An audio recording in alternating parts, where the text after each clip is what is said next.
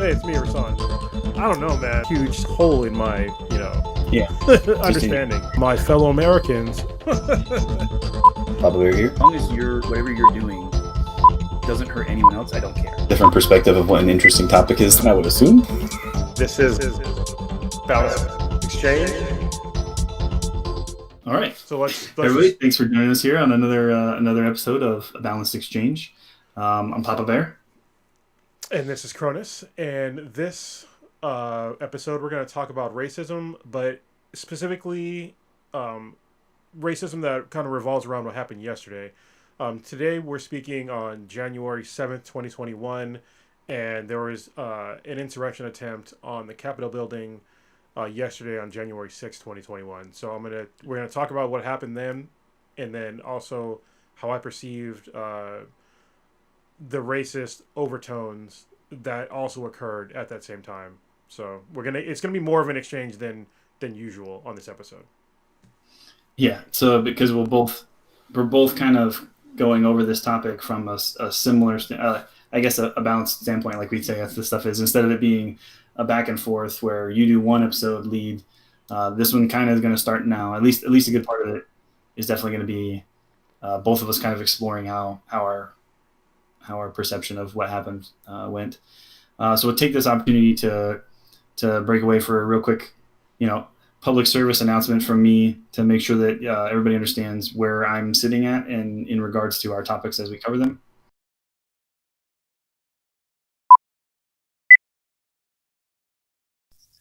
So at this point in watching our videos, you may or may not know that I am an active duty United States Marine. And I've been doing this for 20 plus years, so I know that it's really important for me to make sure to get this out there. If it's your first time watching this, please stick around and make sure you understand the disclaimer. If you've watched a whole lot of our episodes so far, feel free to go ahead and jump ahead to the new content.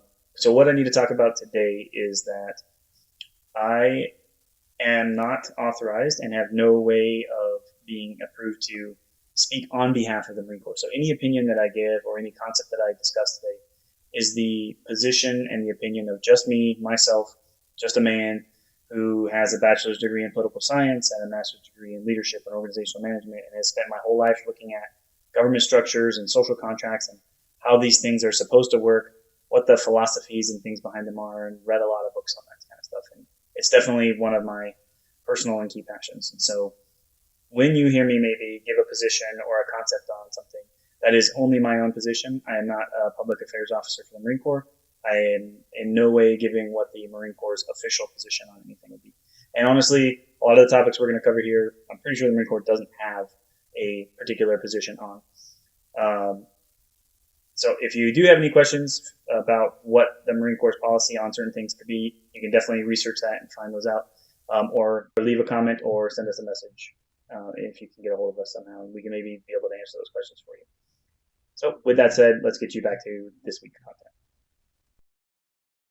So to add to that default statement for any of the stuff that we talk about on this particular topic, I really have to be careful about what I say, even as someone with a disclaimer out there. As a Marine, I do have to not say certain things about this particular kind of topic, and it'll be pretty obvious when I dodge them. And I think Cronus is going to pick up on those pretty fast and fill in what needs to be filled in. So I just can't say certain things, especially certain words and certain things. So that's kind of where I go on that. Yeah, and so the civilian audience that's listening to this understands he's an active Marine. Obviously, I'm not anymore.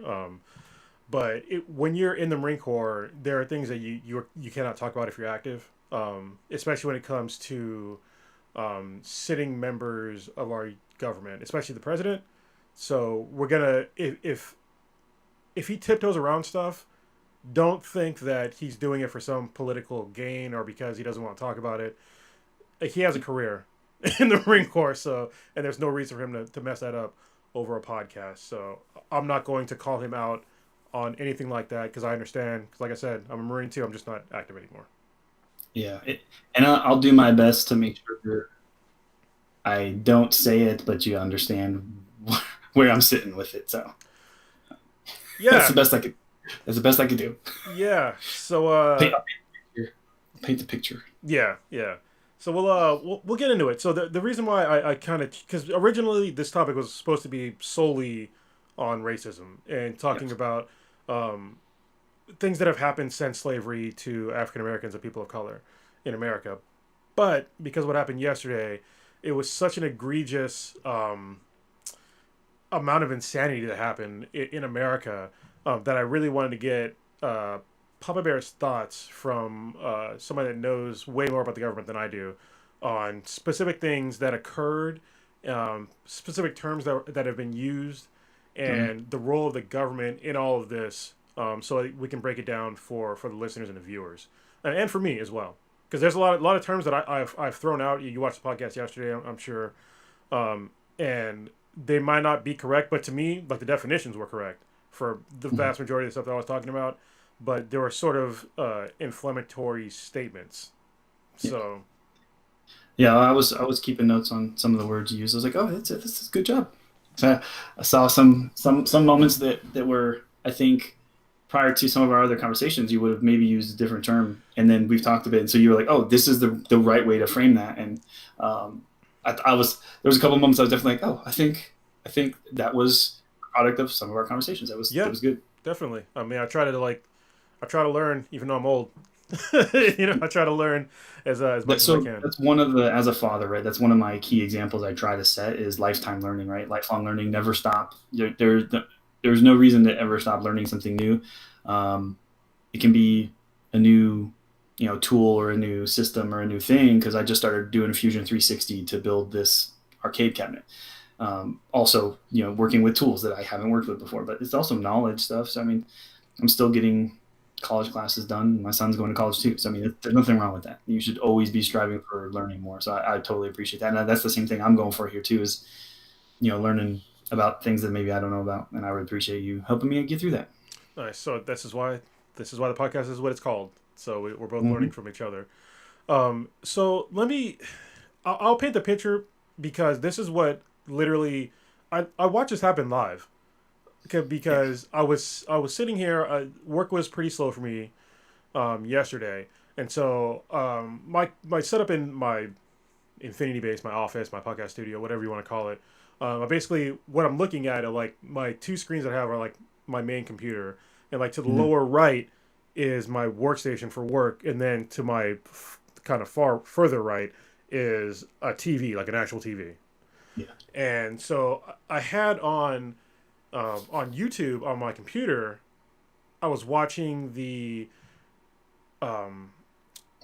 Congress, specifically the Senate, do the whole certification. And so I was watching them speak, and because I was wondering, I was like, which one of these people are going to object to the certification? That's what I was wondering. So I saw Ted Cruz's dumbass come up and object ridiculously about it, and then they went back and forth between Democrat and Republican, and then all of a sudden this one guy I forget his name, but he was speaking, and I was listening to him speak, and all of a sudden they cut him off, and then they said that we have to stop the session, and I forget the actual term that they used. It wasn't stop the session. It's like, what was it? Not reconvene. Say again? Take a recess? Yeah, they had to take a recess.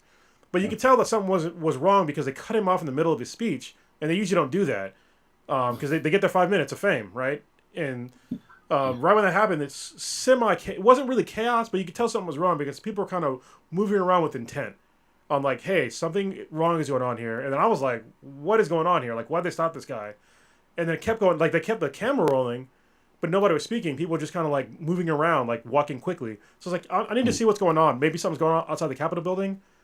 Because I knew earlier in that day, President Trump had this speech that got a lot of folks riled up, and he was using a lot of language that could have incited, and well, it did incite what happened. So I turn on the news, and I see all these protesters at the Capitol building, and I was just like, first of all, why isn't this cordoned off? And then I saw them go up the steps and like get inside the perimeter of the Capitol building. And I was like, something is very wrong here, because there's like, where are the police? Where's the National Guard? Where's any sort of security here? And then like minutes later, they breached the building. And I was like, what? Like, how is that possible? This should be one of the most secure buildings in America. And they got breached by like normal people. Like they weren't even like they were just normal people. Like they weren't coming in there with tanks or firearms that I saw anyway. They just came in there and just stormed the building, and it all seemed surreal because it seemed like people weren't stopping them, because I saw police kind of standing around and not stopping them. So, how did you hear about this? It's one of those catch-22. I think knowing that there was a protest, there should have been a different response. But on a day-to-day basis, have you ever had a chance to go to the Capitol building? No, but I'm sure on a day-to-day basis it'd be a lot different.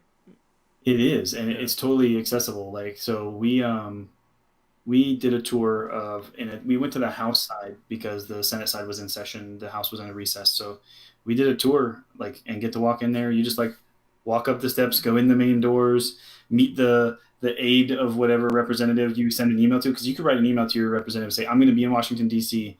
Can you send me somebody? I would really love to see the congressional building. And if most representatives would be like, yeah, I'll send somebody out. And they send an aide out, and they just walk you around the building, take you like all the cool places. And yeah, it's super simple. Any citizen is totally allowed to access this building. They're supposed to be able to. It's our house, right? It is our place of government, and so it's intended to be accessible. But I think, like you said, with known and registered like planned protests, Yeah. that there should have been some kind of a plan. Like, okay, well, you guys can be over there. We'll have security nearby.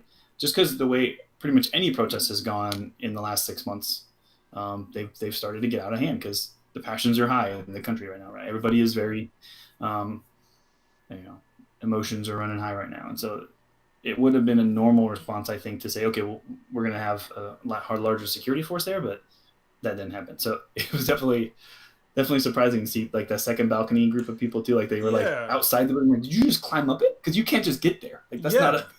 That's I what was. didn't see anything in between. I just see people on the balcony. I was like, when did that happen? Where? Yeah, it was astounding. Like I mentioned on the other podcast that I was at an embassy for a little bit when I was in Djibouti, and there's no way that you would just if you had a mob of this. It was a mob of people. Okay, a mob of people just like storming it all at the same time.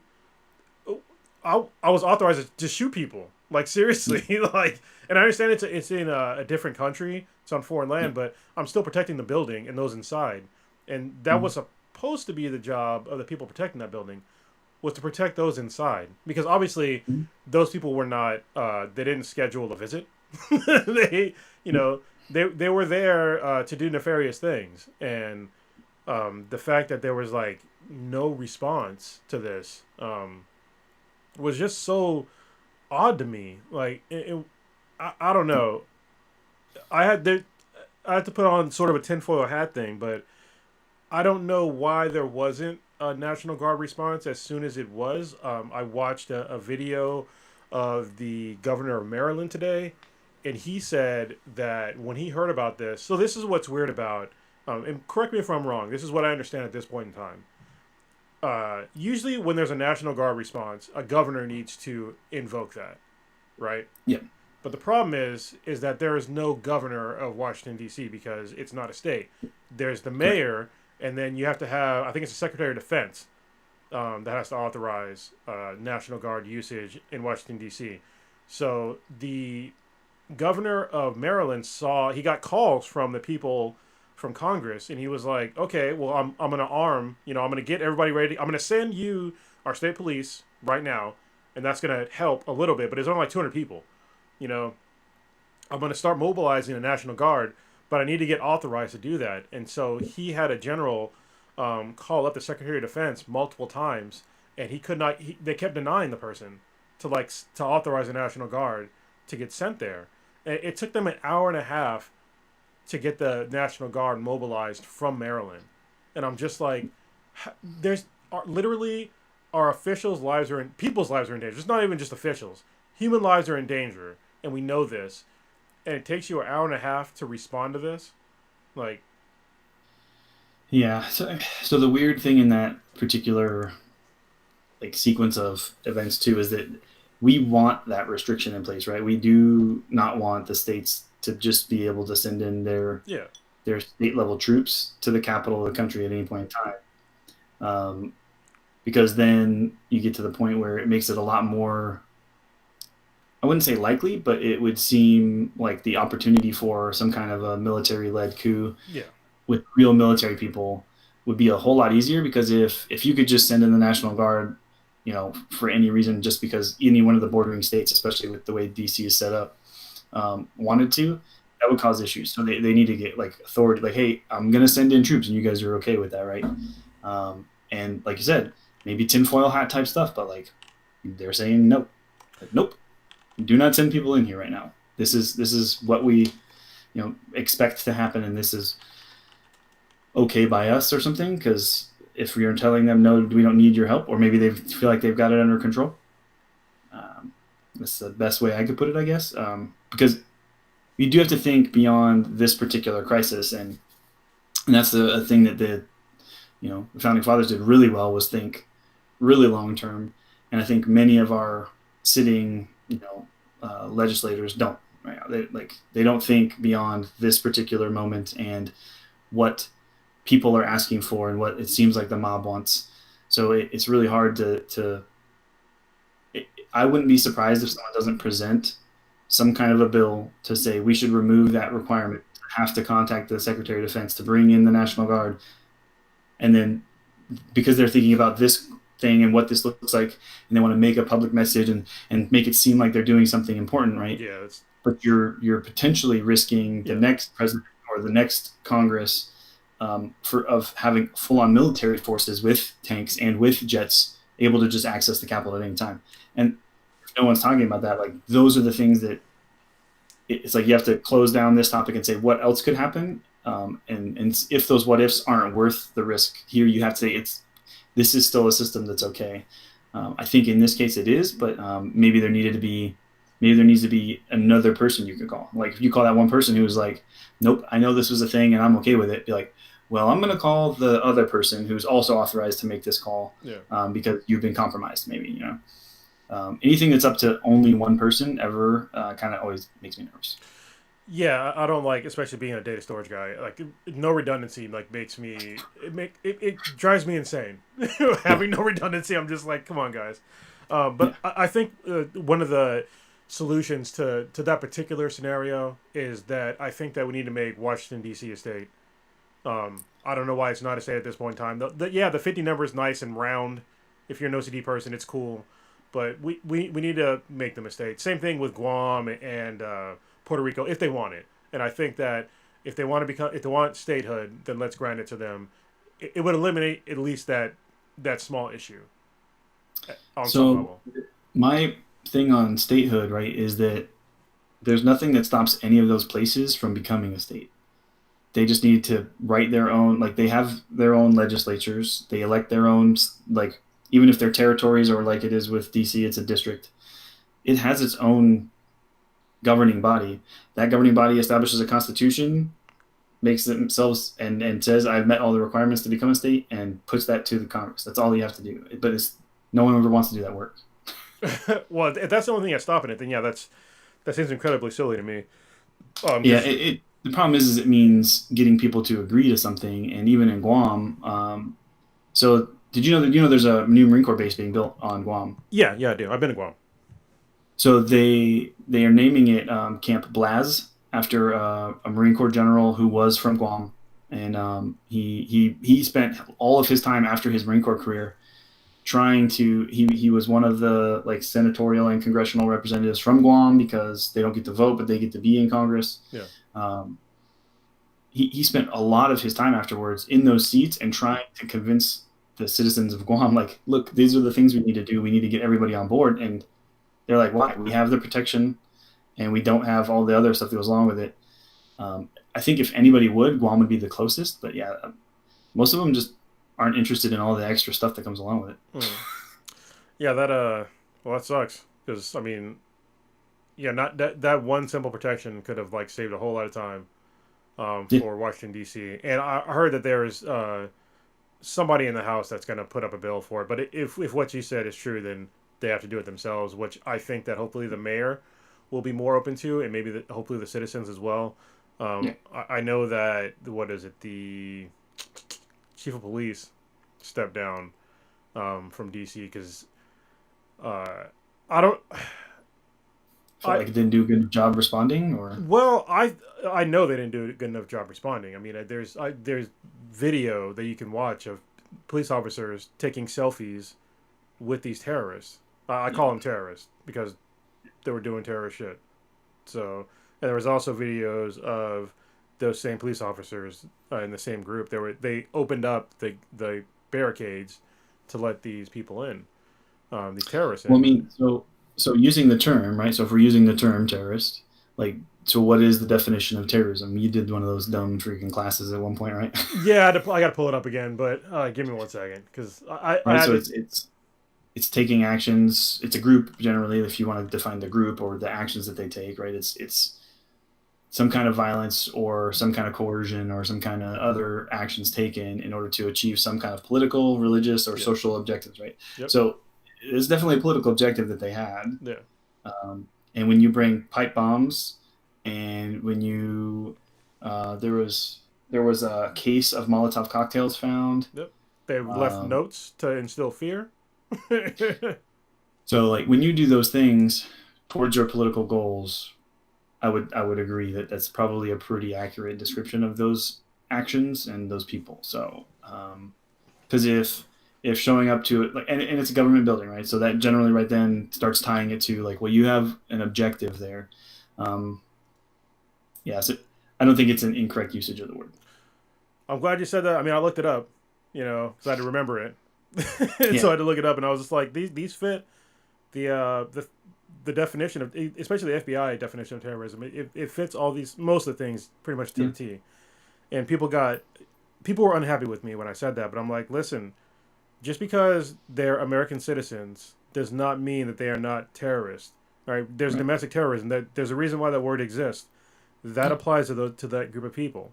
It really does. Timothy McVeigh. I mean, there's Yeah, several within the last 20 years that you could look up pretty easily.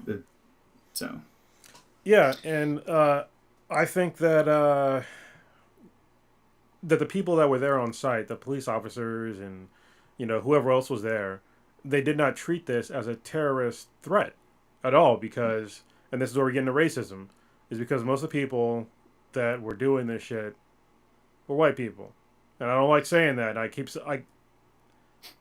And it makes people uncomfortable. Let me ask you, when I say that, how does that make you feel?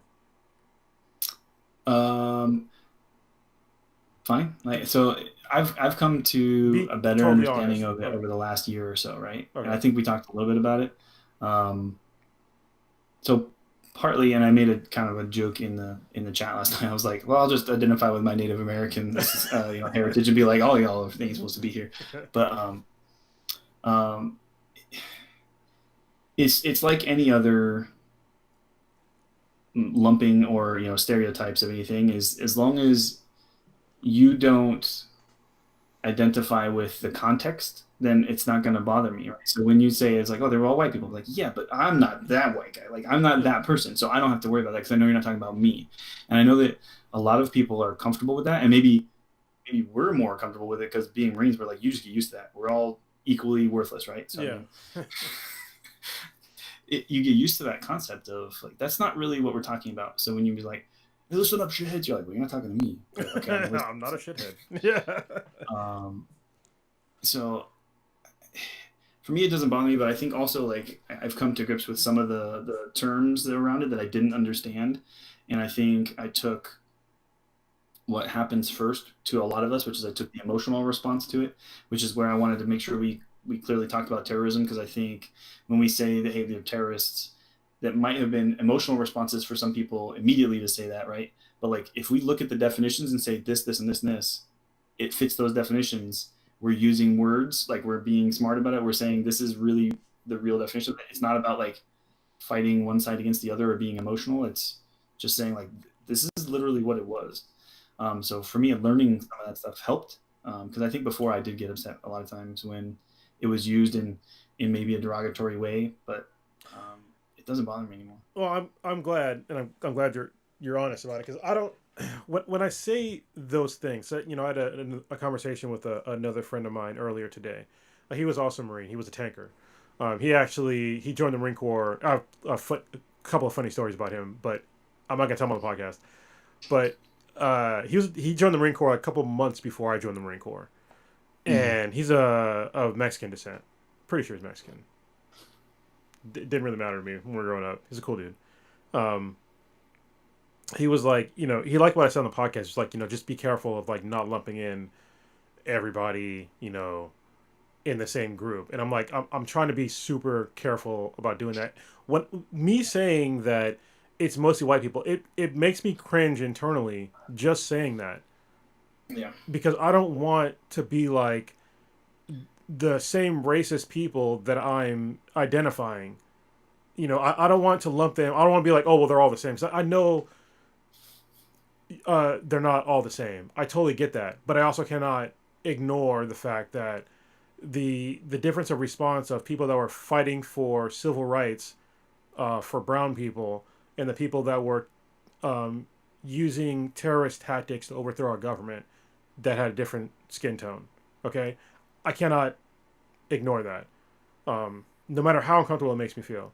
And if it makes you feel uncomfortable, if you're listening to this podcast and you're Caucasian, I don't want to apologize, but I understand your trepidation and that it makes you feel uncomfortable. I'm just going to say I recognize it and just understand that it makes me uncomfortable as well. So I hope that helps a little. So I think part of it, and we'll get into some of the, the definitions and the real concepts and the things that tie all of these things together. Because like you said, we're going to get pretty deep, I think, into concepts associated to racism, especially in the United States, as we go through the rest of the podcast. But I will say, like, as you mentioned, if you are, Caucasian, or if you are one of the people maybe identifying with any of the things said that's with white people looking at something this way, or if you something said about white people and it makes you uncomfortable, if the context in which that word was used makes you uncomfortable, then either you need to look at yourself and think, do I think that way? Is that why I identify with what it is he's saying and it's making me feel uncomfortable? Or maybe we just need to cover the topic better because maybe we're not providing you with enough information to understand and not feel so uncomfortable about what it is we're saying, because the reality of things is that there are these differences and there are these perceptions that people have, whether they think they do or don't. And that's the difference in it, I think, is awareness of your inability to recognize your own perceptions. So.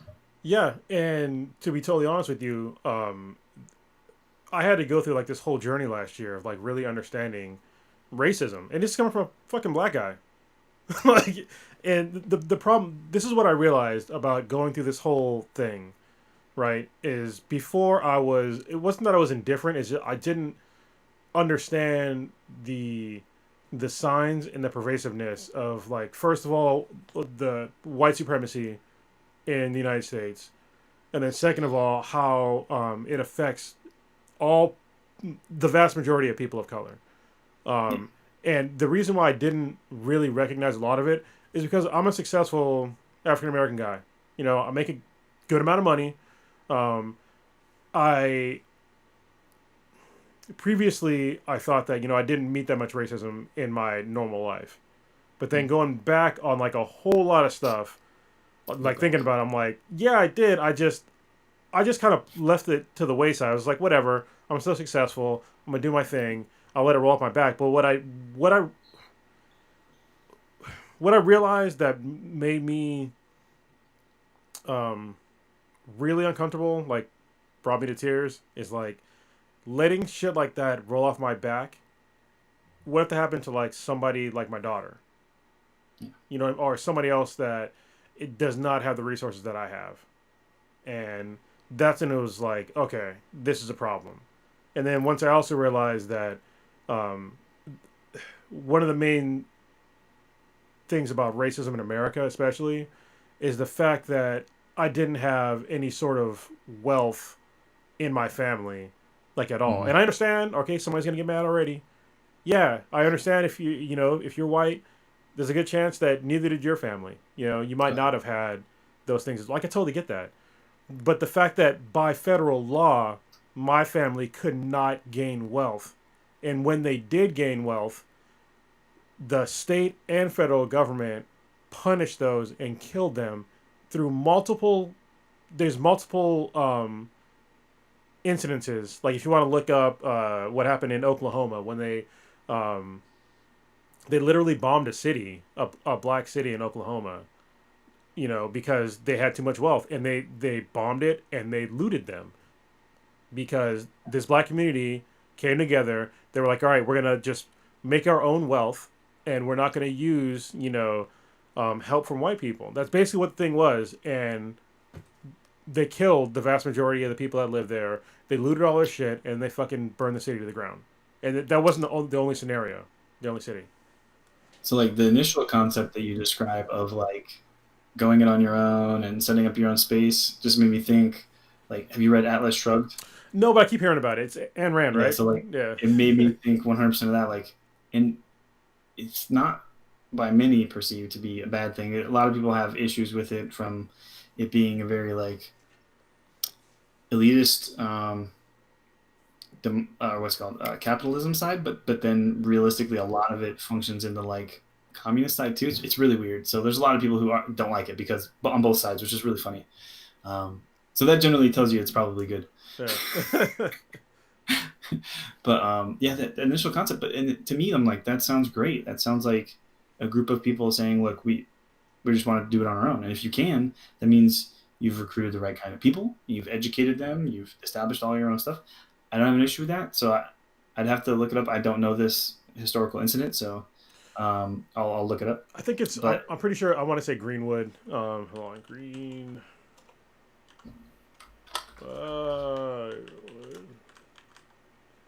Yeah, if you look up. Actually, did you watch? Jesus Christ! It came on last year. Watchmen. no, Like the TV you're gonna be show. mad at me. Okay, it's okay. So watch the Watchmen, the TV show, and there was another one even before that. Was it Watchmen? Yeah, it was Watchmen. So in the very beginning, sorry, it was. I think it was Tulsa. Yeah, it was in Tulsa. But Yeah, so the Greenwood area Yeah. of Tulsa, yeah. So if Black you Wall watch Street Massacre. if you watch the very beginning of Watchmen, the TV show on HBO, it starts with the Tulsa Massacre, and so I'm sitting there, and I'm watching it with my girlfriend, which is our anniversary, by the way. It's our 10-year anniversary day. But well, because she said she's gonna work tonight, so I was like, all right, well, you're gonna work, and now she doesn't have to work, so now she's gonna talk to her girlfriends, which is fine. Anyway, so we're watching this, and my girlfriend's sitting there. She's like, "Damn, this is pretty messed up." I was like, "This is real, right?" And she was like, "What?" I was like, "Yeah, this really happened." And she's like, "Are you serious?" I'm like, "Yeah, this really happened." And she had to look it up. She's like, "Oh my!" She was horrified. Like she had, and I think most Americans are totally unaware of like this totally secret history here in America of like super racist shit that really stopped the progress of brown people, especially black people. And I think what most people don't seem to understand is like they're like, oh well, Mexicans and well, not even Mexicans are people of Latino descent. They are very close to like where black people are at in America. But if you look at Asians, people are like, well, why don't Asians have the same sort of problems? Well, look in major cities in America. You ever notice how there's a Chinatown or a Japantown or whatever fucking kind of town? You notice how they're still there and they didn't get bombed? Like,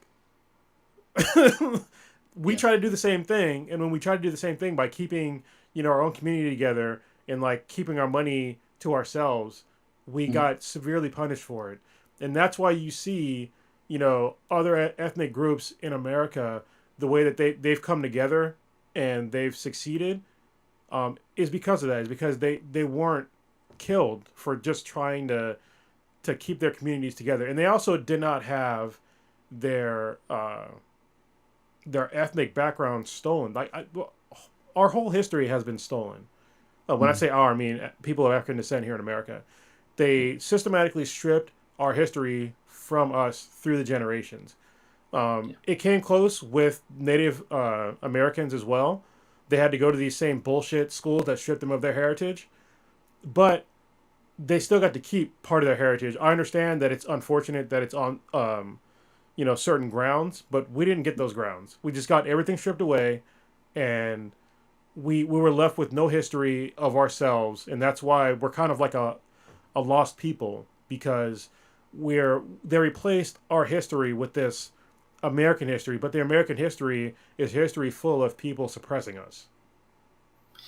Well, I mean, and even American history that's taught to us in school is a very specific American history that is, a cartoon version of itself to make sure that Yeah. we are patriotic and feel pride in ourselves, and we see where that's getting us. Um, Cool. but We'll get into that in a minute, but yeah. I figured that was the way. But like for me, part of it, right, is that occurred in 1921, the one we were just talking about. So to the people in school right now, like my son just went off to college, right? When you and I were in like high school was so long ago, they don't care about anything that happened in those days, right? Like Yeah. that's like ancient history. So events that happened in 1921, they're like, I don't even know what you're talking about. And so unless it is specifically relevant to them, it doesn't come up, right? So it's not going to be a topic. So like if you were taught about that when you were younger, it was because for someone else they thought that was important to teach you about. Where for me, like I never learned about it because no one's going to teach me that, Yeah. right? No one's going to tell me about this incident that would make them and me look bad potentially, right? That's the way people are going to look at it. I wasn't there. I didn't deputize those people and give them weapons, but Yep.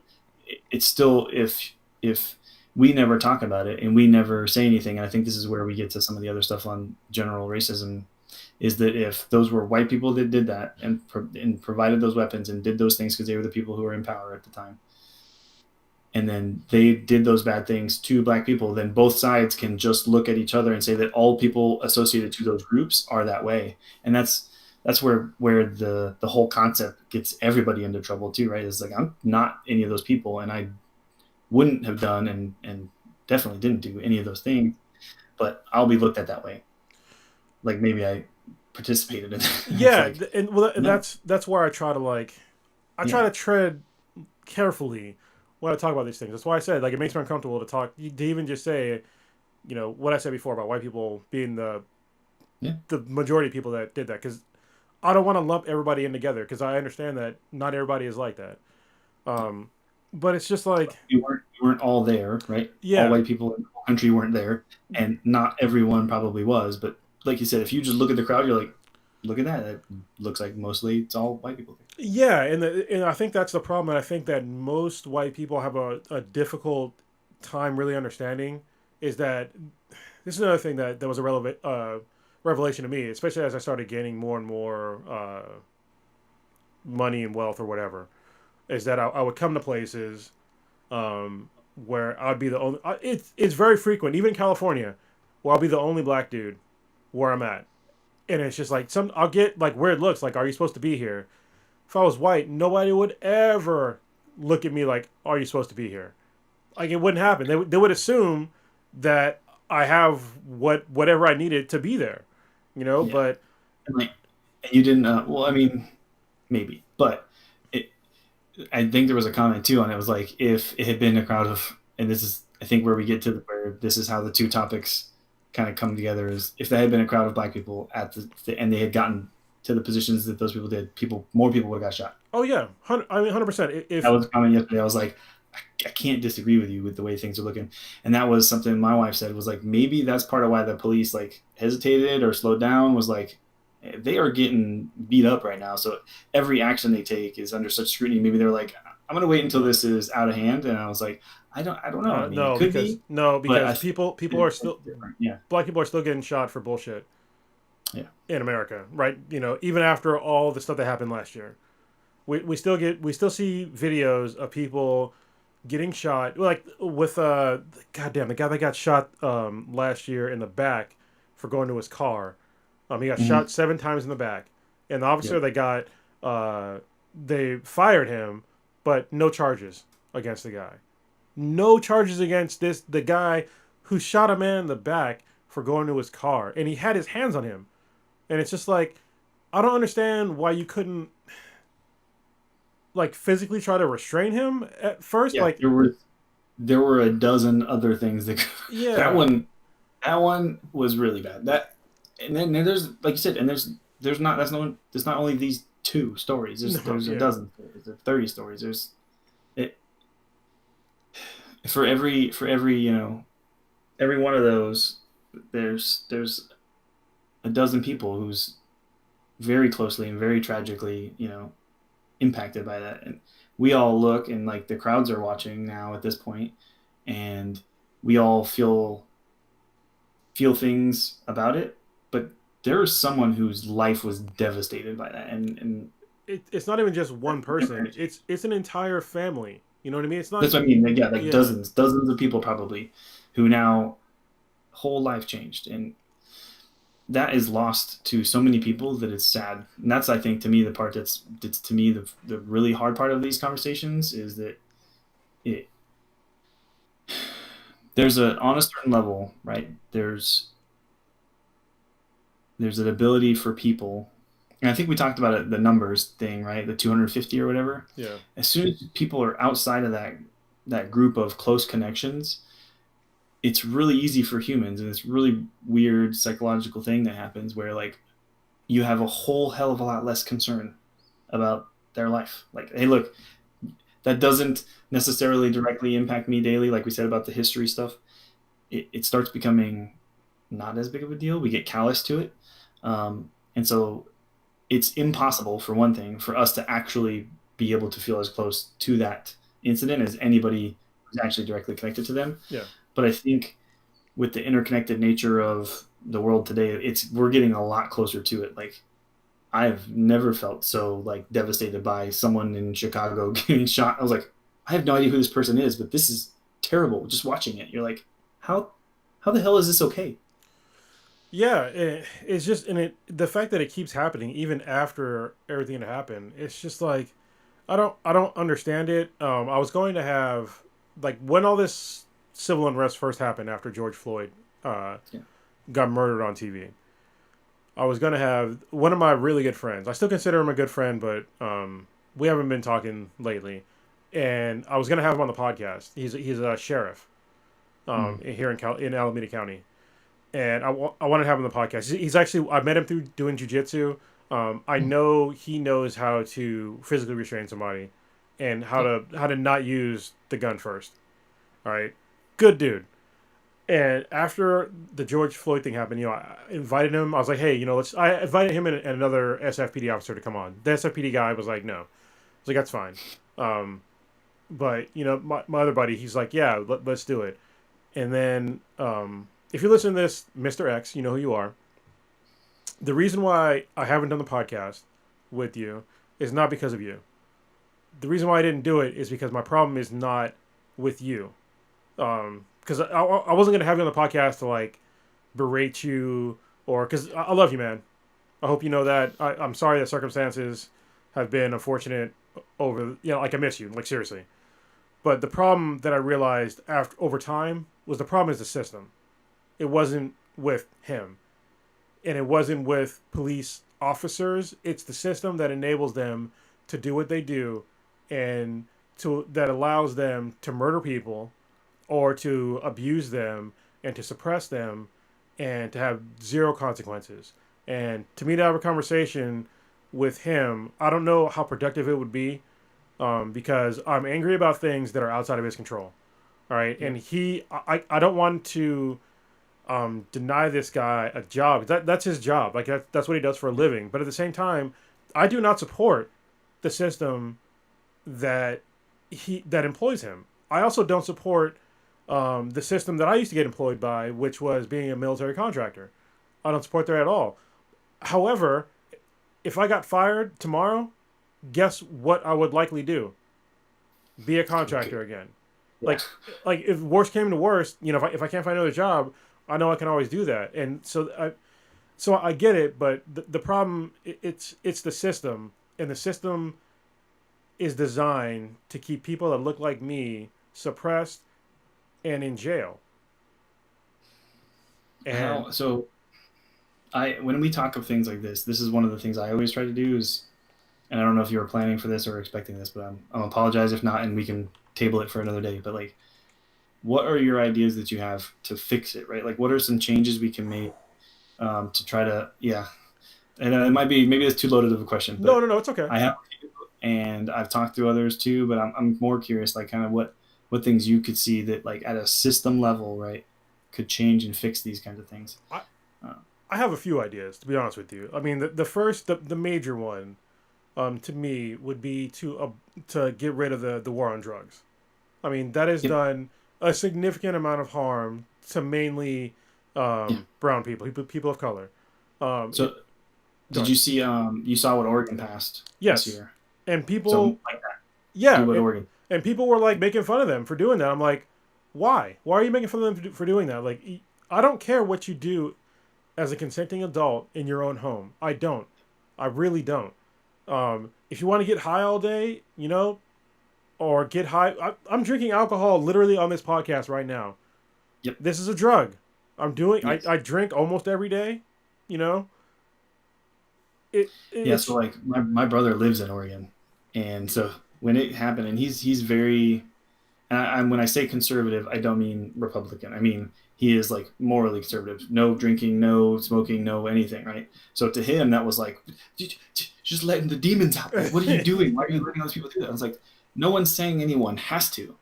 All we're saying is, I don't care if you choose to, yeah. so long as that choice isn't endangering anyone else. Yes, and So we have his laws for whole point, that. he was like, so you think it's okay if like some mother is sitting at home shooting up heroin on the couch while her kids are sitting on the and watching TV on the no, No. because now that's child endangerment. Yep.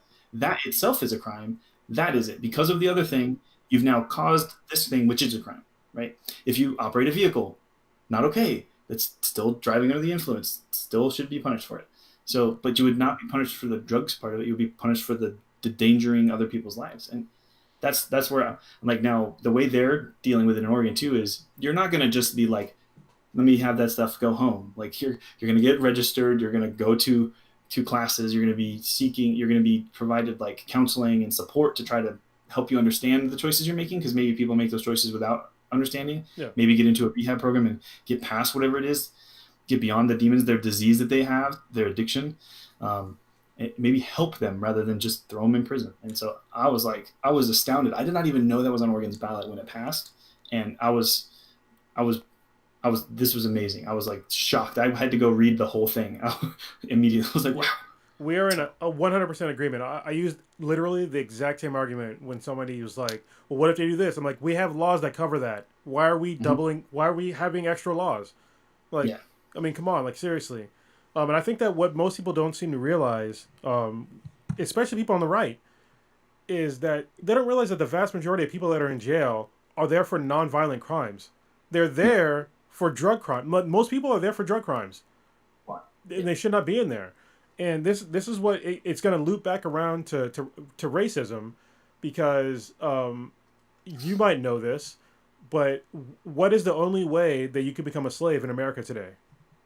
Through the prison system, and then you become enforced labor by going and doing work as a working party for basically as a worker It's through the fuel system. So it's literally an amendment, and it's the same amendment that freed the slaves is the amendment that says that you can still be a slave if you're incarcerated, and it's the 13th because you're no Amendment. longer considered to be like a citizen. You don't get the rights of anybody else. You don't get yeah.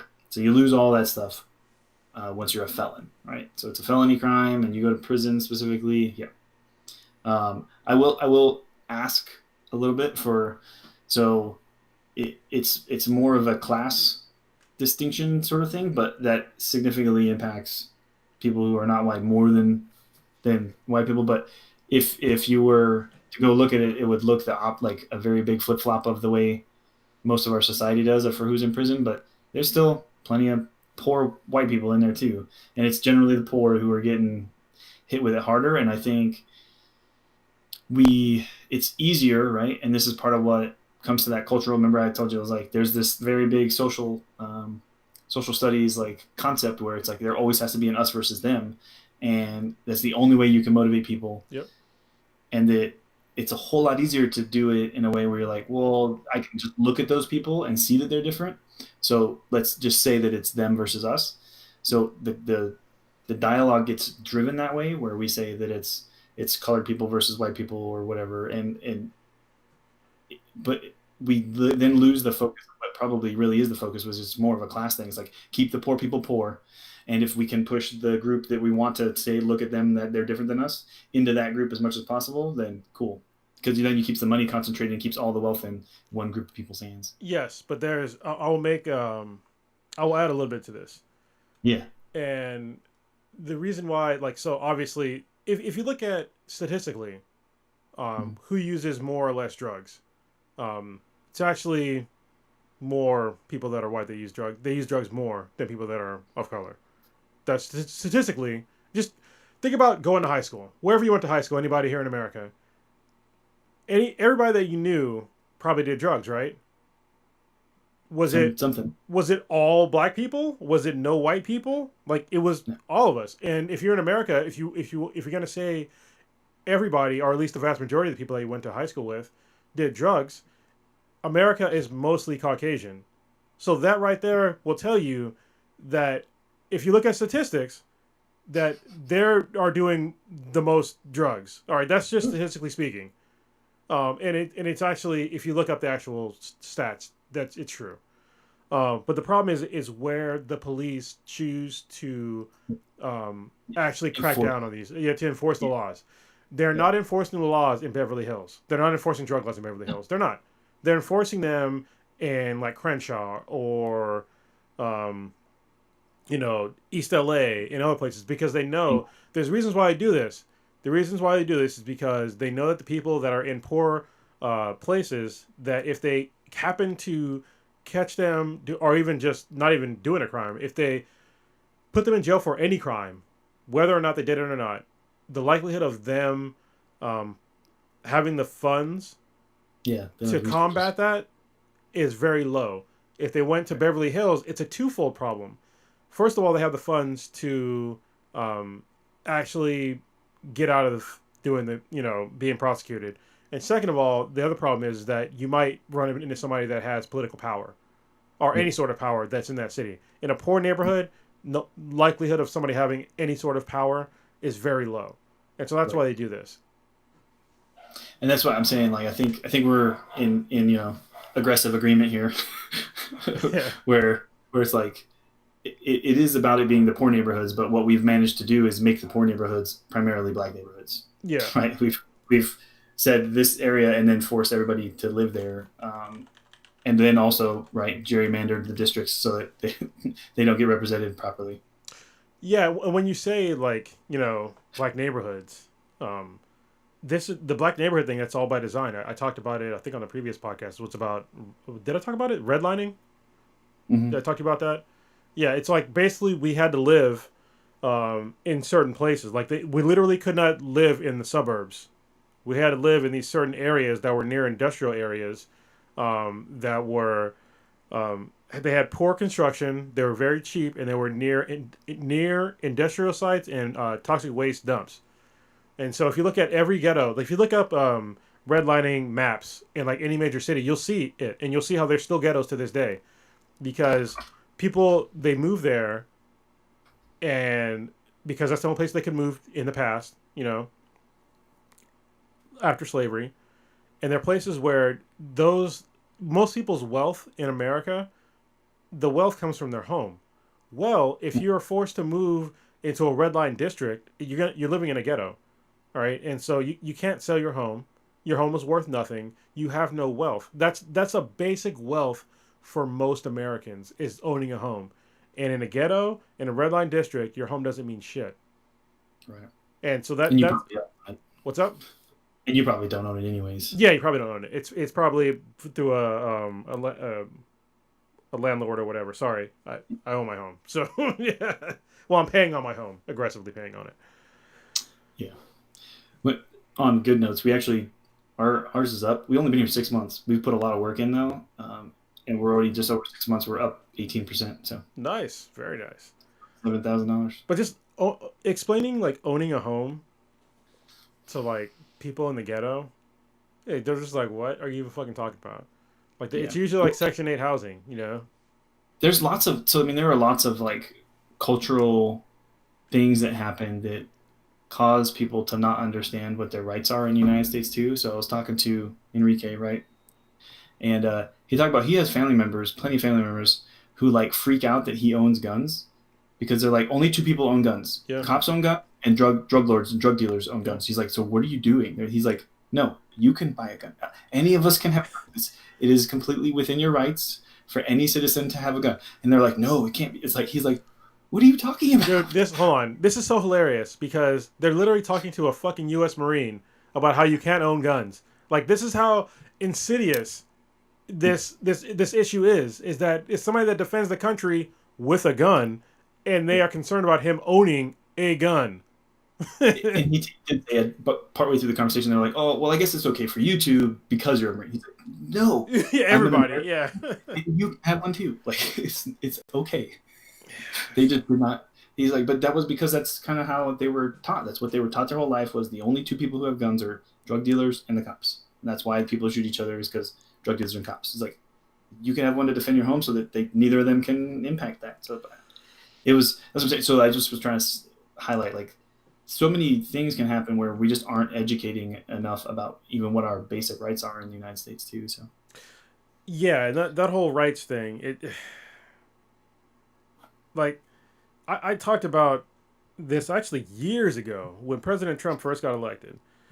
Actually, no, I'll rewind even before that because this is so I can criticize somebody that's not President Trump to begin with. Back when President Barack Obama, when he started doing these executive orders, he started doing kind of a lot of them, and then he did the one and he started pushing through the Affordable Health Care Act. Oh, sorry, the one that got me was he was changing gun laws through executive orders. What? Yeah, that's right. What he was trying to do. But it was a token effort, but he still did an executive order to try to curb gun violence in America. And so all my friends on the left were like, "Oh yeah, this is fucking great. He's the greatest president ever." I'm like, okay, I didn't vote for the guy, and I think he's a decent dude, but I didn't like his policies. So I literally wrote up on Facebook. I was like, yeah, if you're happy that our president did an executive order to try to curtail gun laws in America, I guess that's okay, but please be aware that in the future, the next guy, because the pendulum's going to swing, the next guy that comes into office, when he starts wielding the same power that he had, is going to do something you don't like. And just remember what happened today. And it literally happened with this guy, with Trump. I'm not even going to fucking call him president anymore, because he's not a president. Yeah. You have to call him the president. I fucking don't. I was surprised you used it twice so far. Yeah, sorry. I'm trying to remember like what he did. It's going to make me infuriated again. But it's like he wielded the same. They need to reduce the amount of power that a president has, because they kept not even since Bush, probably even before that. It probably started with like Reagan, like kind of overreaching a little bit. Then it overreached more. I've always felt the same, that it's like getting worse, but I had to look. I was like, I'm just gonna look up the numbers real quick. And so no one these days has anywhere near the most. So current president 204, President Obama 276, but that's two terms, right? Not one. Well, so, I think it's actually it's not just the amount of executive orders that they're doing. It's what are they? Yeah. So you want to know who has the most? Can you get? Who basically built the federal government the way it is right now? Maybe FDR. I don't know. FDR. Yeah. 3,121. Yeah, but it was different. I mean, let's be honest though. It was a different time back then, where like a lot of shit had to get changed. Yeah. Especially, wasn't he the guy that did like the whole? Well, he did the forest shit, and then the roads too, right? And all the dams and everything. So all of that National Park Service, everything was created under FDR. That's he built basically. So, and cabinets weren't really formalized. So all of that stuff got formalized under FDR. But he also had 5 terms there. So yeah. So that's a little skewed, but yeah. I just had to look at the numbers. So neither of them are doing too many. And so that's something we have to, like you made a good point on. You can't just look at the numbers. It has to be what's it about. If suddenly it's like, executive order or federal like curfew of 2,200, like, wait a minute. Yeah. no one can be out after 10 o'clock at night. Like, excuse me, no. Yeah. Well, it's funny because there's been so many curfews recently. Yeah, But I'm not creating stuff from nothing. yeah, It yeah. wouldn't be big of a stretch at this point. From we're already doing them. But I mean, yeah, I think we do need to start curtailing the power of the president, because I think we just look at what this last person did, Mm-hmm. where he has appointed they made it a point to brag about how many judges they had put into positions. I'm like, that's not good, especially when they're all on the right. You know, like, and they're all people that are likely in your pocket, and they're people that you assume that are going to vote your way. Thank goodness um, they did not all go in his favor, especially during these times. But that's what he was trying to do, was just stack the courts. And I'm like, stacking the courts is not good. Like, you need to have like a more even keeled approach. My impression over the last little bit has been that Congress does so little that we've created a government um, through law, through like, I can't think of the right term, through basically through the courts, right? So Mm. instead of there being laws created that we then implement and enforce, Mm. we instead like have court decisions that then affect how we enforce the laws that were already created in new ways, right? So we like take an old law, interpret it a new way from a judge, they pass this court decision, and then that's now the new way that we're dealing with the law instead of writing a new law. Like that's the way Congress is supposed to work. So I agree that the president's power needs to be curtailed, but the problem is these are all actions and things that have to happen. So it can't just be like we're just not going to do this thing. We have to say, okay, well then instead of the president doing this, you need to do this, and like Yeah. shuffle the pieces around because they're actions that have to be taken. But Congress doesn't want to do all that extra work. And also, right? I'm going to hit it again. They don't have enough people to do all the work anyways. Yeah. Well, and They're ground to more people. to be But honest with you, I am very worried about this current Congress. People are yeah, they're all happy, like, oh, the Democrats got the Senate and the House, blah blah blah. Oh, it's gonna be great.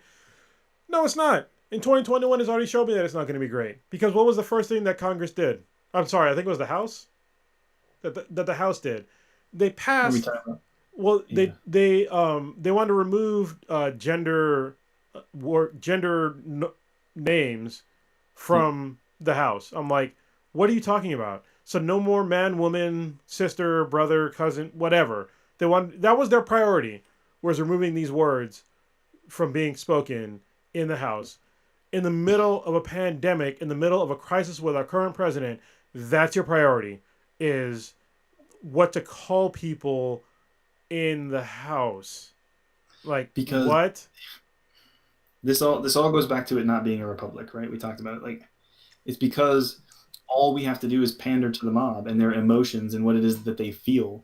And as long as we can get them to believe that we're doing the things they want, us to do, then they'll not pay attention to the other things that we're taking care of behind closed doors. So as long as you do these hot topic items and hey, look at my right hand, but don't pay attention to what I'm doing over here, that's a big part of what it is because everything is tied directly to a public vote, a public perception of things, and all you have to do is pander to that persona, and it's frustrating for me. Like there was so much of what I saw going on was relied to that. I was like, this wouldn't have happened if it was a republic and not a democracy, right? If it was not like everybody's saying it's all, oh, but this is the death of the democracy. I'm like, we're not supposed to have a democracy, people. Yeah. Like, what's wrong with you? Yeah, This is we're exactly how democracy is supposed to work. yeah, This it's is this is exactly what a democracy is supposed to look like. Everybody just doing whatever the hell they want. and we're seeing it. It was on full display yesterday. You know, we saw a bunch of people that thought that they were bamboozled into Yeah. thinking that uh, the election was fraudulent, which it was not. I'll Right. keep saying it. It was not fraudulent. We had multiple investigators go through all the election, only in certain states, because the ones that Trump won, they didn't Then decide to do anything about those. But the ones that he lost, he decided to go hard and try to contest those. The states went through multiple times. I mean, I think Georgia had like 3 recounts, didn't they? It was a lot. Like, Georgia got worked. why would you need 3 recounts for like, people know how to fucking count. For real. Like, Computers know how to count real good. yeah, and it's just it's insanity to me that these people got bamboozled into thinking that, their guy won when he clearly did not. And this is when I started really oh, well, I saw it a while ago, but because previously to like the last before like maybe the previous 4 years, I was like, we need to be a democracy, like a true democracy. Everybody needs to vote on everything. Fuck, was I wrong? No, the fuck we don't. People are dumb as shit in America. Like, seriously, we are not. The vast majority of voters they're not intelligent people. And if you want to talk about having like a test to be a voter, you can't do that, because then it's a ethnic issue, because people are educated that are brown people, because they don't put resources into our schools. So if you say that, it's going to be a huge issue. So you can't do that. So I understand having this whole the House and the Senate and all that stuff, but it's like, but the people in the House and the Senate are fucking stupid too, because they're from the people.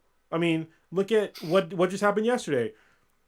We had an insurrection on the Capitol building because of what was said by people in the Senate and the House and the president.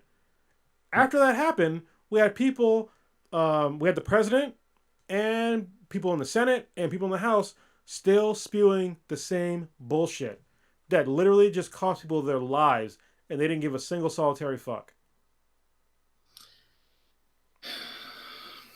You're not wrong. How do we fix that, man? That's my question to you. Sorry, I made statements, didn't ask a question. How do you think we can fix our republic to like get back to the way that the founding fathers really that their dream was, what they wanted America to be? How do we get back to that? A lot of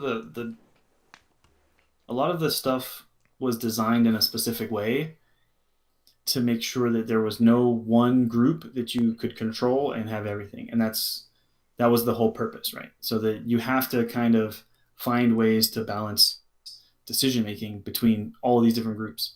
And what we've done is broken everything down to get as close as possible, like you said, to everybody getting their voice heard everywhere and in all decisions.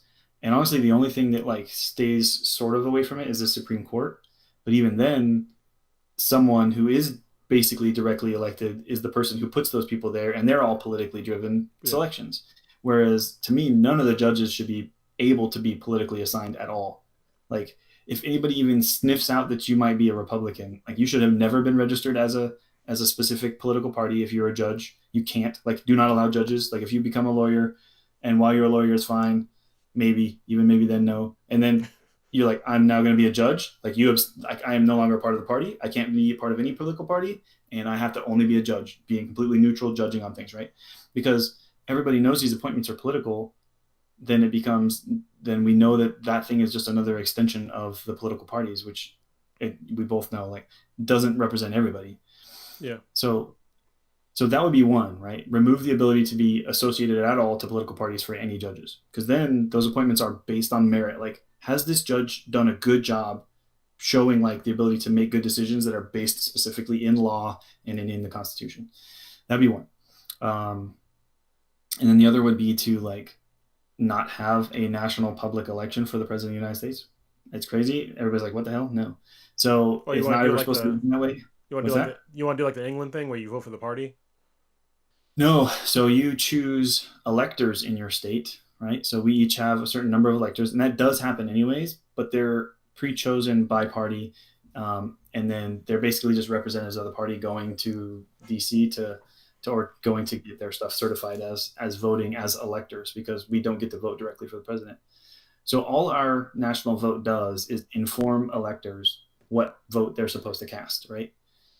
But that's a change that was made after basically Jefferson, right? It didn't take long before people started really focusing in on parties. And for even up till then, basically electors were voted on, right? You selected your electors within your state. You chose these people who you feel like represent your state well. Those would probably be very political, right? But you would have to choose 12 of them. But they are not obligated, they weren't at the time at least, by any parties. And then they would have to go, or maybe even within the state, and just choose. Like they would have to review everything about all the candidates and then make their choices, and only their votes count. So that the state would have 12 or 25 or 37 or whatever their state's electors numbers is. Those people get locked in a room like a jury, and you come out with a decision on where your numbers go. So they don't have to go one way. Let me add something into this. What he's talking about might seem sort of ridiculous to some people that are listening to this. I had to think about it kind of hard. All of you that are listening to this, that if you voted in the last election, how much research did you do for everything that you voted on? To be honest, I actually did a pretty decent amount. I think it took me maybe 2.5 hours to do my whole thing, and even that probably not enough, But I went through everything. I looked it up on Google. I went through my booklet. I made sure what I was voting on, because some of the stuff that you're voting on, it's very coded language, and sometimes yes means no, sometimes no means yes, and you might not know. What's up? Especially in California. California does that a lot. Yeah, a lot of it. Like with Prop 8, I think it was years back, to vote for gay marriage, you had to vote no, which was okay. I read it, I voted no, but that's why I didn't pass, because you had to vote no for it. But anyway, I think that a lot of the average American that works, full time, they don't have the time or resources to really research what they're really voting on. And so I think there is a valid argument to be made that, hey, perhaps we should have electors to do this for us, because we just don't have the time or the education or whatever to do this. But I also think it becomes a slippery slope to where the electors might not vote in your best interest. But at the same time, the system we have now, it's not really in our best interest. Yeah. So the fact that the electors could, right, and I think eventually there's no way to prevent it without saying you're not allowed to be a registered member of any political party or something. But even then, if hey, I've been a college professor for 10 years, and someone mentions hey, on the next presidential election, I'm going to nominate you to be one of the electors for the state, right? Oh, that sounds cool, but I'm a registered Democrat, say, for this scenario. It's but you can't be a registered Democrat, so you have to not vote as you have to deregister as a registered member of a political party, and then you could become one, but you still were one, and you still have all those ties, and everybody still knows you. Yeah. So technically, you've met the requirement, but it would also mean still that you're not obligated. So there is at least enough of a gray area for me to feel like people could potentially not be tied to, feeling like they're obligated to vote based on their party, just because, that was what they think got them selected for that position. And that I think is a big part of it, is where we've gone wrong, is we've gone so hard in on parties. You have to vote along with your party. That's to me a big part of it. Yeah, I think that is an issue. What do you know about ranked choice voting? Do you know about that at all? Yeah, so it's better than what we're doing, because first past the post is generally so this is why democracy as a basic level doesn't work also, right? It's the same concepts. So first past the post means whoever has the total amount to get their wins, right? So if we're making a decision and there are 100 of us, and 51 people want it one way and 49 people want it a different way, it goes the way the 51 people chose, because that's a majority. That's still 49 people who did not want that decision to go through. So you have a whole lot of this group, about half pretty much, who are pissed off at whatever this decision was. And that's generally not a good thing for society. So ranked choice voting would be say I had 5 choices for president, and depending on how the state works, you either have to rank everyone, because some of them do them that way. And I say president, but it could be governor, your state legislature. You have to mark every single person and with a number 1, 2, 3, 4, 5 or whatever, who your first choice, last choice is, basically all the way down. And then what it's basically an instant runoff is kind of what they call, where the 2 who get the most points, basically. It's not necessarily you just had to vote for one, but it might have been the person who you put second gets it because everybody chose second for that person, but like nobody put the same first person as first. So there was enough point differences that generally everybody was kind of like, okay, I could accept that person, but that's not my first choice. So you end up with two things. One, more opportunity for people to have a better understanding of what it is they're voting for. Everybody gets a little bit more of a vote to me anyways, because you're getting to choose everybody. And then you have a whole lot less people who are completely against whatever it was that was chosen, because you kind of had to make a choice of what would you choose next, like if you had to, and you're making that choice. So then when you get your second choice instead of your first choice, we don't usually feel as bad. Now, if you only have two choices. Yeah. So yeah, thanks for. I mean, I knew what it was. I listened to a whole podcast on it. Yeah. Obviously, I didn't go to college for it. Is that a succinct version of it that I like? Yeah. No, you did a great job breaking it down. I think if we went down the Democratic route, I think that would be a more acceptable way to go. But I like your idea as well. It's just, I think that we need to find a better system in America. I don't understand how we've had our current system for so long. I've talked about it on multiple podcasts now with both of us. We have this current system for like hundreds of years, and we haven't changed it like really at all. And like we're just expecting to ride this shit into the fucking rocks. Like really? Yeah. The current way we're riding it's been around for 107, right? 1913, I told you, was when we made basically the structure we have now, and haven't changed it much. And I don't think it was. I think the changes we made were bad, anyways. We'd be better off if we were running on the same system from 300 years ago. So wait, hold on. Explain what changes do we make in 1913? So 1913 was the locking down of the House, right? Reducing numbers, like saying no more growth. It was. This is when a big change happened for the Senate too. So Senate seats used to not be directly elected for the states either. It was up to the state, the same way they choose their own state legislatures. Mm-hmm. The state could decide how they chose their senators on their own. And so most states, so there were like 2 or 3 at the time when it changed, that didn't do it this way, but almost every one of the states had their state legislature run an internal thing. Basically, nominees came from the state, and then the state legislature themselves chose who the senators were. So it wasn't a direct popular vote from the people to choose the senators. And in 1913, again, was the law passed to be like, nope, all states are required to do direct election for senators. So I have a question that probably some people might be thinking, listening to this podcast.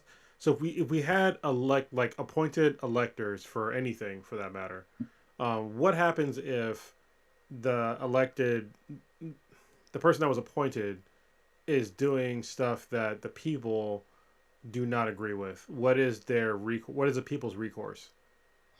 So I mean, in most cases, they're either a state legislator, so you should replace them. I mean, if it's either the... Well, hold on, just real quick though. If they're appointed though, how would the people replace them? So like in the senator example, they are elected within their state, right? So you have a state legislature as well. So those state legislators are the ones choosing it. And if you feel like they're not choosing the way we should, which is the way we're choosing them anyways, then replace them, vote for somebody else. And in most cases, the states have methods for removing those people from office too. I mean, shit, California is really good at removing their governor. It might happen again. Third time in like 15 years I've heard we're going to impeach the governor. I was like, that's probably going to happen because California's good. Yeah. I mean, we got the governor. Yeah, actually, Schwarzenegger did a pretty good job. People give him a lot of crap, but he did a decent job. I think he was way more squarely in the middle than most people were assuming. It's probably because of his wife, but it is what it is. It honestly, if that dude wasn't a foreign birth, he'd probably run for president, and he would probably win. And I agree with you, and I'd be okay with it. What's that? And I would be okay with it if he was. Yeah, and I think most people would if I brought the topic of should we propose a constitutional amendment to allow it? That thing would gain some traction. People would talk about it for sure.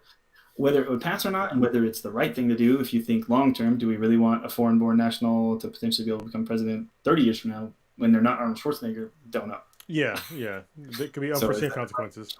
Those consequences long term, we got to think that way. So that's why they did it. Because there's going to be plenty of really charismatic foreigners that we would love to have do it, but you're going to get someone later who's managed to get their way through the system and should not have. So You mean like Donald Trump? Even if he's not foreign, but nothing protected us from that guy.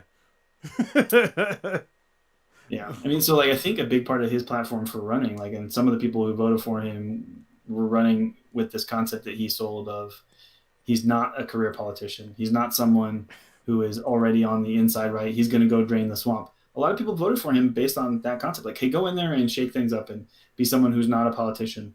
And I think that if you know someone that runs in those circles and is already so closely tied to all those politicians, it's really not that drastically different. Yeah, and to be honest with you, like when he got elected, I didn't vote. Actually, the last election, I did not vote it. Not the last one, the one before that. You know what I mean? 2016. I didn't vote at all because I wasn't going to vote for Hillary Clinton or Donald Trump. And Gary Johnson he wasn't really viable. But I should have done the right thing and just wrote him in. I should have wrote in Gary Johnson because I wrote in Andrew Yang this year or last year. I should have done it for Gary Johnson. Was Johnson not on the ballot in California? No, he was on. You can write in anybody. I could write in me. So yeah, but did he not make it to the ballot for? I think he made it, but I was just like, he's not going to be the president. I wanted him to be the president, but they weren't giving him any airtime, and I was they disenfranchised me. Like, they never give that to any of the third party candidates, but that's a whole topic in itself. But this year, I was just like, you know what? I got a guy who I really believed in, or last year, and I'm gonna write him in even though he's not on the ballot. I was fine with that. I'm not gonna let my vote not count again, even if it's somebody that's not gonna be the president. And I voted on all the other shit too. But so I was gonna bring this up too when we were talking about, are there certain things that I shouldn't be voting for at a state level, right, or even at a federal level, especially? And so I do this on almost every ballot. I don't vote on certain topics. So when I see something on a ballot, right, and I'm like, that's not a decision for the average citizen to make. You need to deal with this at the legislature, like someone whose job it is to make state level decisions. So like I'll vote for a county tax to support the county schools. But if you're voting for like a statewide new tax to take care of, this statewide system, I'm like, just decide that at the legislature. Why are you passing that on to me? Like, I don't know enough about this or what impact it's going to have statewide. That's why you send people from each district to the capital of the state to talk about these things, because they're going to each represent their regions and you can come to a decision. I can't make this decision for that county over there. And I might vote differently if I knew what impact it would have on them. Yeah, that's why they talk to people. I recognize that this year for like the first time ever was like I was literally voting for. The district butts up against me, but it's an unincorporated part of California. To live in the hills, and I'm like, why am I voting on like whether or not to keep their taxes at a certain rate? Or I'm like, I don't live there. Yeah. Like, why would I vote on this? So yeah, it seems so. Yeah, I got you on that point. Like, I don't get why I'm voting on things that don't affect me at all, and that other people should be voting on, whether or not it's electors or those specific people. I don't know if it's a problem with, in the specific example that I'm talking about, I don't know if it's a problem with districting, because maybe their district is lumped in with mine. If so, that needs to change, because my problems are not their problems. Like, they're not. I mean, they're close, yeah, but I mean, they're not my problems. Yeah, I mean, if the decision was for a bridge, across that affects both of your communities, then sure. Yeah. But like, it's not one of those. Because like in Vancouver, Washington, where I technically vote still, like the bridge that crosses over into Portland across the Columbia River is a huge topic every year. And it's important to everyone in the I-5 corridor. Like, it should be a Washington, Oregon, California vote to fix this, because it impacts truckers going from everywhere along the West Coast. Because when you get to Portland, if you have to go beyond Portland, you need to go around, because you cannot get across that bridge ever because it is so slow. Yeah, I actually went through that once on the 5. It's terrible. Yeah, so let me tell you a crazy story. A friend of mine was getting married. He was in the Marine Corps. And I went from, I think it was Oceanside or Irvine, California, to just south of Tacoma, Washington, and I did it in 13 hours. I was driving like 100 miles per hour, like pretty much the whole time. I got pulled over once when I got to to Washington because my friend was like, hey, once you get to like past Portland, you get into Washington, like slow down because they'll give you a ticket. And sure enough, maybe like 25 miles in, I was driving and there was like a guy in a truck, like a brown truck with like a what do you call them, the hunter rack in the back of the, like he pulled me over, like the lights came on. I was like, what? Are you serious? What is this? Just put something Yeah, up. yeah. So I got pulled over and I got a ticket. It's funny, the ticket never went on my record. I guess I just paid their, Yeah. police department. But whatever. The usually that happens in Southern Oregon too when you're doing the winding through the mountains. Like they'll usually pull you over there too if you're going too fast. That's dangerous. That those curves are pretty bad. But Oh yeah, I actually on the way because I did that drive, that 13-hour drive, and I went to the wedding and I drove back. I think that night, which that was stupid because I got to the winding part you're talking about and I was like, yeah, I can't do this. I pulled over and I just went to sleep.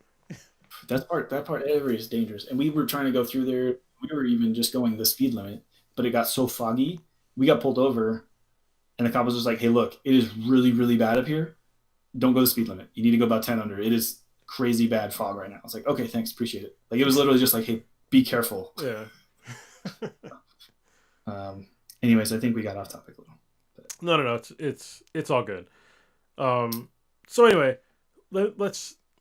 What were we talking about? Do you remember what you were talking about? Was there any points you need to add into that? I think so. Go ahead.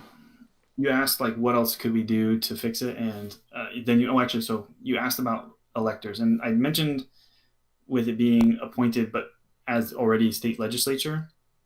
So even in the current model, those certifications that you saw Congress doing, they're reviewing a piece of paper, right? That paper is certified by the state legislature, and that's where those electors go and cast their ballots. Yeah. So that should still happen, and then all you would have to do is still hold those same state legislatures accountable. Is if we were listening to that certification or we're paying attention enough, where those really actively involved citizens like you and I are, and I'm looking at the list and I'm like, that doesn't make sense. Why would he vote for that person as an elector, right? Someone who's not supposed to be politically affiliated, and everyone else came to this decision, and this one person went sideways, and that he basically voted for a political party he used to be associated with. And Congress in the state legislature didn't catch that and didn't, toss him out or whatever. You can still hold the legislature accountable, your state legislature. That's the only recourse you have in that case, and it's probably not going to be fast enough. It's probably going to be too late. Like it already went, and I mean that's it. Now, could we create laws that like make it a punishment for not being honest in those things, and like where it's a what's the like RICO type stuff? Like, hey, were you coerced? Was there something else going on? Was someone making you do it a certain way? You start getting investigating, and then maybe hold them accountable for voting a certain way or being coerced to do so. But that's really hard to ever prove. Yeah. That's the problem with well, I think when it comes to people that we elect, I think that there should be harsher punishments for a lot of these sorts of things. I mean, like we power.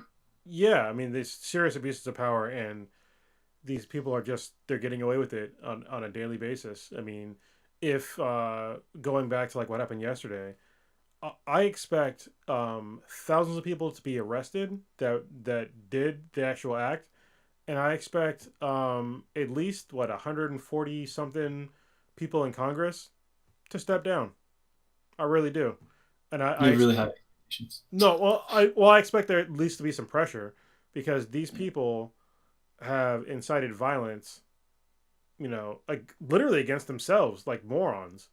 Yeah. I mean, and the fact that those people, even after the violence happened, that they still were pushing for, like, I don't understand their logic on this.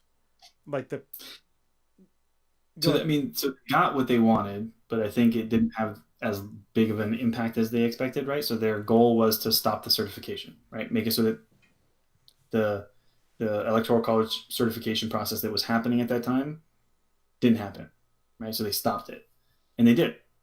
They interrupted it. They had to stop everything. Everybody had to go away and move away. But it was like as soon as they managed to clear it, they went back in and they finished. They're like, "We're gonna finish this, done." So, I mean, that was the goal. Yeah, but there needs to be. It just Is that a reasonable goal? no, yeah, it's well, they were dumb, obviously, but the way that all of it happened is it was just so incredible to me that that people weren't like a police officer died today. I don't know if you read that. He got hit in No. the head with a fire extinguisher by one of the terrorists, and these are the same people that I would assume were the like Blue Lives Matter thing, and it's like, well, you killed a cop, so I mean, Do it. Yeah. yeah, and it's just, and there's very little like if somebody black would have done that, that it'd have been way more bigger of a deal. And like you said before, if there was like a mob of brown people storming the Capitol building, there would have been way more shots fired. They would have actually done their goddamn jobs and protected the people that were inside that building that were doing the job of the people that we elected them to do. Yeah. And um, Now, I think we both would agree before you go too much further, though, that not shooting them would be the goal. Stopping them yes, from hurting people without doing that would be the first objective, because they're also supposed to be protecting those citizens because they are citizens of this country. But like when you turn into an angry mob, you stop being individuals. yes, Uh, when you endanger the lives of others, it's I'm going to do my best to not endanger your life to keep you from doing that. But if I have to, I will protect other people. But yeah. Thank you for saying that. there 'Cause was nothing. I There don't was nothing. I don't want it to seem like I wanted a whole bunch of white folks to die. I don't want that to happen. What should have happened is that it should have been stopped with a obvious show of force that would have Yeah. deterred anybody from getting onto those steps into the building and destroying property, threatening lives, planting pipe bombs, killing people.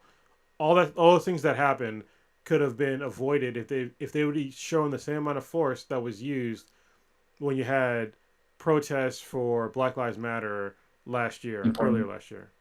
What's up? like in Portland, Well, Portland, that was actually a failure because right they took over the city. They took over like the Chaz thing. there was definitely no. That was Seattle. That was Seattle. Oh, sorry, yeah, yeah. Portland was very aggressive, like probably too much, and that's it's a fine line to walk, Oh, like that was with the where secret police. Yeah, I gotcha.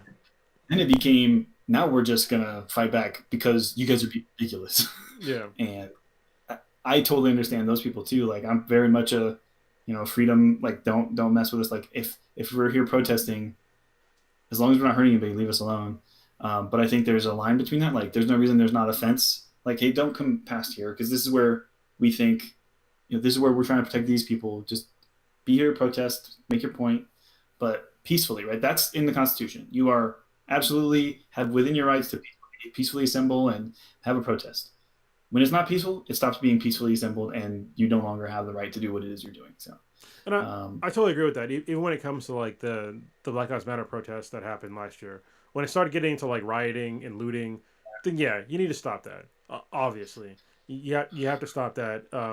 But at the same time, those Black Lives Matter protests that were there was not a single Black Lives Matter protest that where their goal was to stop government work and where they took over a building and just like that didn't happen because they had deterrence there to stop that even if it was going to happen.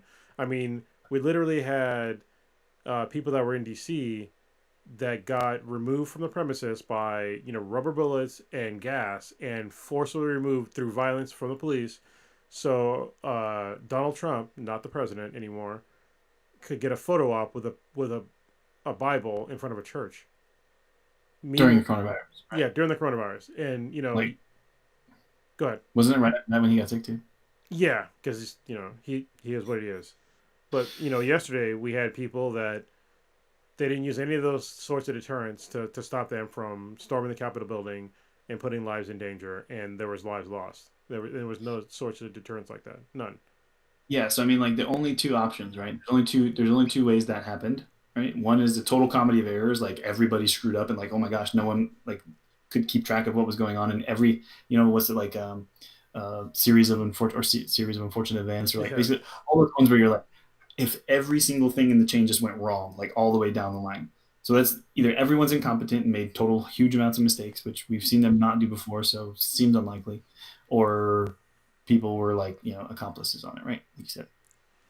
Yeah, which is my. I mean, I don't like conspiracy theories, but what I saw is what I saw. Yeah. Yeah, and I saw them taking selfies with terrorists and removing gates and not using any sort of force against them to stop them from getting access to a building where they should not have gained access to. Yeah. And that to me is just it's baffling. Do you think so? Those people should be charged like for letting them in with Yes. some kind of a crime, not Yeah. just lose their jobs, but should be charged with accomplice to whatever deaths happened as well. Yes, I think I think there needs to be a heavy-handed response to what happened, and it's not just the individual police officers that were there, because obviously they should be charged as well. But I think that honestly, this is another tinfoil hat thing coming on. It wasn't just the police officers that were there. It was the lack of the National Guard being mobilized in any sort of reasonable amount of time, or any Yeah. sort of help really getting there. Like I'm watching this happen on TV. I'm like, where is the enhanced security? Why aren't there more people there? Like there's a guy that served in the Marine Corps. To me, this seems like totally ridiculous. Like you know, we talked about it on the a couple podcasts ago where talking about splitting up Congress. They Mhm. shouldn't all be in this. I totally agree. I agreed on the last one. These people should not be in the same place. What? One building, they're both the Senate and the House is there. You're like, Yeah, it comes back to redundancy. You yeah, know, I'm a stickler for redundancy. And like, so when you said it should be in like three, I think you said it was three separate cities. Oh, five, even better. Five separate cities. You yeah, can do a goddamn Zoom call in those five separate cities. Stop all coming to DC. Stop wasting goddamn fuel on jet lines, and all this other nonsense. You're just wasting the people's money. You're wasting people's money. yeah. So the Senate should still be in the national capital, the main national capital where the president is, and then one of the regional houses could be there if you wanted to. I would say not, right? Try to separate it even more, like you said, but have five separate regional capital buildings for the representatives to be in for the House. Yeah. That's just a theory. Well, and what that's the way I think that's a really good way to do it.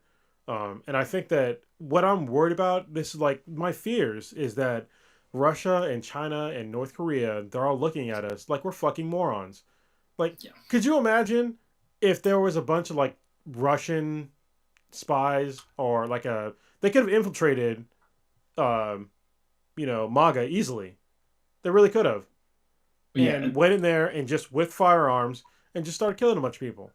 I mean, and I mean, so infiltrating a group of people who are, peaceful protesters seems to be the trending second story that comes along with every single one of these riots, which is like we were there doing a peaceful protest for our topic that we wanted to cover, and then some other group of people showed up. We don't know who the hell they were, and they started the riot. Right? It had nothing to do with us. that was It's not been the like every single topic. yes, but in this specific instance, that was not the case.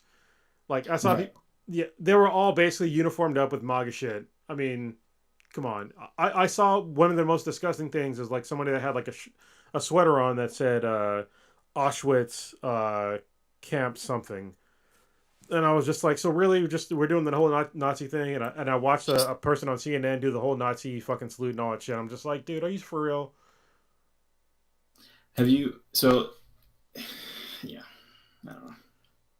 I was going to go back to the numbers in Congress thing because have you seen the idea that it's so many people and we need to spread them apart was part of the logic of it, but also the redundancy is great.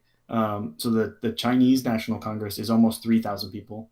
So we're talking about 6,000 would be if we did our numbers, which I can't imagine that they're doing anything like the proportions we're talking about Yeah, because theirs would be so high. yeah, But it's also all in one room. It's like this huge stadium seating. You see, like who's talking? Like, how do you have a conversation? yeah. It's because we have like this super old like 2 century ago thinking for like these ideas when we live in the 21st century. Like we have technology, let's use it. Stop being stupid. Like we don't use fucking rotary phones anymore. Yeah, I mean, come on. And rotary phones are some of these people were born in times where there was like no TVs, you yeah, know, and this is why we're stuck with these dumbass old ideas. And yeah, I get it. You have experience, but there comes a time with a lot of people, not everybody, with a lot of people when they get old, when they're stuck in their old stupid ideas, all right, and they cannot move forward for whatever reason. And I met plenty of old people that are they still have their wits about them. They still caught up. They're still on the ball with technology and the way the world works. But when I see a lot of members of Congress, they are not like that. They don't understand the way the internet works. They don't understand that there's cars that run on batteries. They don't understand like just basic shit that most people in America really understand. And they are supposed to be the advocates for the people, but they don't understand the tools and technologies and culture, anything that the people run their lives by. And it's a Yeah. disgrace. So, so we just started watching Schitt's Creek. Have you ever watched it? No, my girlfriend loves that show. I haven't watched We just it. started watching it. So like to me, they're all the Roses, right? They're like this super well-to-do, completely way up here family, like everything so wealthy that they have completely disconnected from basic everyday person's reality. And then if you take, which the show is, basically take them and just like drop them, lose everything, and they have to exist in this small town kind of concept. Mhm. They don't know how to do anything on their own, right? So they have to learn all this stuff, and it's funny kind of watching them learn basic stuff. Yeah, so they're not going to understand these things because they don't have to do those things themselves. They have other people to take care of that stuff for them. But I will say, like, a lot of work in the Capitol is still done by courier. Like, here's a letter, deliver this to that person over there. So you have runners. Like, a lot of people get their first like jobs trying to move towards being important in political circles and stuff, being couriers and being assistants and aides to people in Congress, It's because so they need a stupid. bunch of people to run messages around and stuff. It's crazy. It's like having a carrier pigeon. Like serious. We I have wouldn't be surprised if email. there isn't someone being paid to like maintain the pigeons. Yeah, it this is so it's so incredibly stupid to me. That we are living in a time when we have all like AI is on the cusp of Yeah. um like self actualization. The singularity is close in hand, and we have people running letters back and forth like it was the ninth grade. Like seriously. Passing notes without me. Yeah. Like, why are we doing this? You know, there's a satellite communications constellation called Skynet, right? I'm not surprised. Yeah, I'm not surprised at There's all. already one there. Yeah, Yeah. Jesus. Yeah, I don't get it. The other day I was watching a video of Boston Dynamics of their robots dancing. I shared it. The dog. No, no, they have like the actual like the walking robot and the dogs too. Mm. But they were like they had this whole dance routine going on. I'm like, okay, so now they can dance too. They're gonna dance on our bones. Yeah. Eventually. Yeah, I mean they're doing good dance moves, but it's just like we have that, and then we have somebody else that needs a courier to pass along a letter to another person in a different building. So I That's mean, it's a security is the reason they do it, right? That's what they say when I read about it. It's because like I trust you. I know that I can trust you. You have the clearances. You have all these investigations done. Whatever. I can put this document in a folder that I need safely taken to that person who also has the clearance and the need to know and the whatever. So I know that it's getting safe delivered. Like a closed loop SIPRNet type network does the same thing. Why yeah, can't you guys don't have this? Like, how is exactly. this not a thing? And I know that they don't, because Clinton can just email anything on her own personal servers. Like, because she didn't have a provided one from work, is what she said. I was like, how do you not have a provided email from work? Yeah. I don't. So for y'all that are confused, he said a term. If you're a civilian, if he said the SIPRNet, which it's the secured internet for the military and the basically most of the government. Basically, it's a whole separate internet from what we use. Okay, we have the military has the NIPRNet too, it's a non-secure internet, which is like more widely used. And there's also the TIPRNet. You ever use that? It's different now, but yeah. Okay, so they changed the name. Don't say the name; it's Yeah. fine. But basically, there's a whole different echelon of that as well, where it's like even more secretive. But I can talk about it because it's you can look it up on the internet. It's out there. But yeah, there's Yep. separate internets out there to do the things that they're using human beings to do, and it's stupid. Well, and we're not even talking about this national network of stuff that would be required later. We're literally talking about within one building, right? Yeah, or down the road, maybe to the White House. Like you literally maybe need to go 5 miles down the road. You could literally just run some cables. Yeah, and you can literally just print to their printer. Like, come on. It's a little crazy. So but it's that level of stuff that I think impacts all the rest of these things. We can't make basic decisions like that. How are we going to make huge sweeping changes like let's change the number of representatives we have, or let's not have the citizens of the United States vote for the president? People in this country would lose their mind if suddenly we didn't vote on the president. But we really don't. I mean, we don't. We anyway. play a show. Yeah. We play the show, and everybody plays the game, and they pretend like they do, but they don't. If we just told them, never mind, we're not going to play that game this year, like people would freak out. I think they would, because they don't understand the way the Electoral College works for most people. And that's why, when I said it a few years back, it's just like, it doesn't matter if I vote. Especially in California, it really doesn't matter how I vote. 100% doesn't matter. If you live in, Florida, or if you live in a swing state, your vote probably matters more than you think it does. But if you're in a deep red or a deep fucking blue state, like your vote for the president does not matter. You're more well served on voting on local matters. That matters. But as far as the presidency goes, it doesn't matter. I could have voted for Trump or Biden. It wouldn't have mattered. There's the vast majority of my state was going to vote for Biden, and I already knew that. I have no love for Biden at all. I have hope that he will help heal this country, but I had serious reservations on voting for a guy that helped write the crime bill, and had all these other various issues throughout his political career. And when I say that to some people that are Democrats, they get mad at me. I'm like, if you look at the crime bill, look up for that one bill alone, it puts so many people that were brown in prison and people that are poor in prison than probably any other bill that I can remember, really. I mean, yeah, Nixon talked about the war on drugs. Reagan started the war on drugs. And then, Clinton wrote the Clinton administration wrote the bill for the crime bill. And that's what really started really doing the whole that accelerated mass incarceration in America. And you can look it up if you want. So what I think we need to start doing too, and this is just a society, obviously me and you aren't going to fix this problem, but is like... You will eventually. You're going to run for president. It's all good. I'll support you. But we have to refer to things, by Congress too, right? So we always talk about when things happened based on the presidential administration that was in place at the time. Even if the thing was something that started in the Senate or in the House as a bill, was passed and was maybe advocated for by a president or something, but like which Congress did that? I wouldn't have any idea. I'd have to go look up which Congress was in session at the same time as this president, because it's easier for us to remember that, I think. But that's because that's how we talk about it. That's because that's how everybody else is going to talk about it. So if I said, it was done during the 112th Congress, they would be like, when the hell was that? Yeah. Well, I mean, the problem is, especially when it comes to the bill that I was talking about, is because, Bill Clinton, he talked a lot about the crime bill. So he had like a lot of airtime about supporting the crime bill. And so did Hillary Clinton. So yeah, but generally speaking, yeah, you're totally right. It's just for me, that specific one, they talked about. But yeah, usually like most bills, yeah, it depends on, whoever's in Congress. And then also,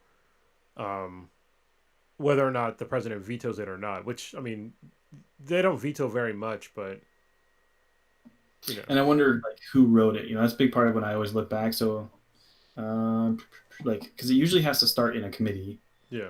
So it has to get there somehow. Someone else has to write it. The president, like Bill Clinton, did not sit at his desk and write this thing. You know what I mean? So like someone else wrote it. Yeah. He might have advocated for it. He might have said, "Hey, here's the things I want to see in it." Someone had to actually do the work, and I want to start, this movement and this conversation. And I have to get better at it because I don't know these things either. And I try to go read them, but then, for one, like we talked about last time, it's like sometimes it's so hard to read this stuff that is so much there that I have to read the summaries and things like that and see who did it and go, okay.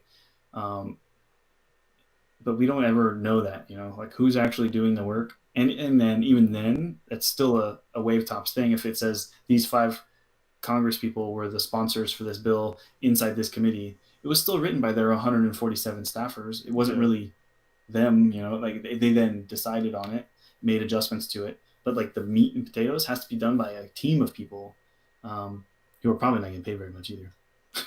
Yeah, and I don't like the way the whole process even works because they put in these legalese terms, which I understand. Like you need to have that, but they need to have like I think you said it. They need to Yeah, have like two two. different versions. Yeah, it's like you need to have something that's human readable, and then another version that is legally safe.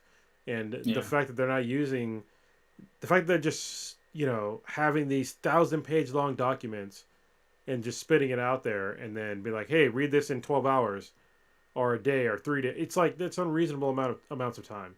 Like yeah. We can't honestly expect our Congress people to be able to keep up with that. It's unfair. It's not realistic. yeah, but it isn't So unrealistic. to I don't know, to try to bring us back to what I think you wanted to talk about for the major topic too was, do you remember how long boot camp is 13 for weeks. us? 13 weeks. Yeah. How long is the average like police academy? Oh, it's not that.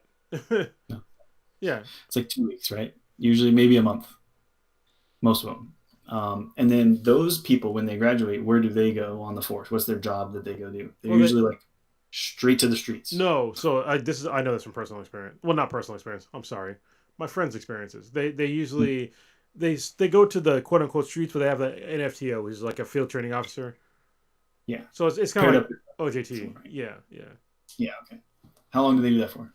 Not more than a couple months, if even that. It's usually like a couple weeks. So that would be my big thing. I think would be one of the things that could help. I think with the specifically the systematic problem that we have, which I think is there's no standard for one. Like we that might be to your area. It might be different in a different city. It might be 1 week. Like Yeah. that you go with a training officer. Um, so I think a little bit more standardization, a little bit more scrutiny on the training, to get them prepared before their first time going out because.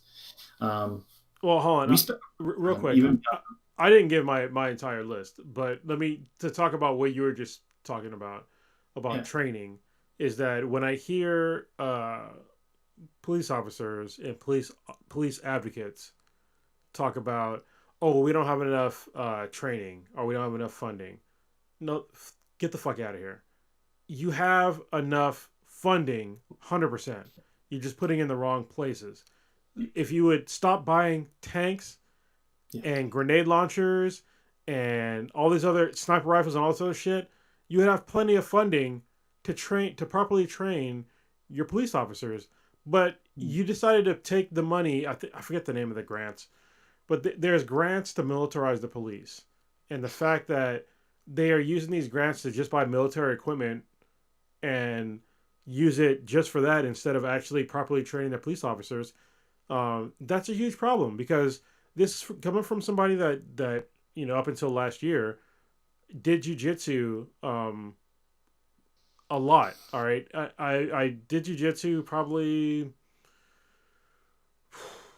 at least every week. I would do jujitsu at least probably 10 to 16 hours a week.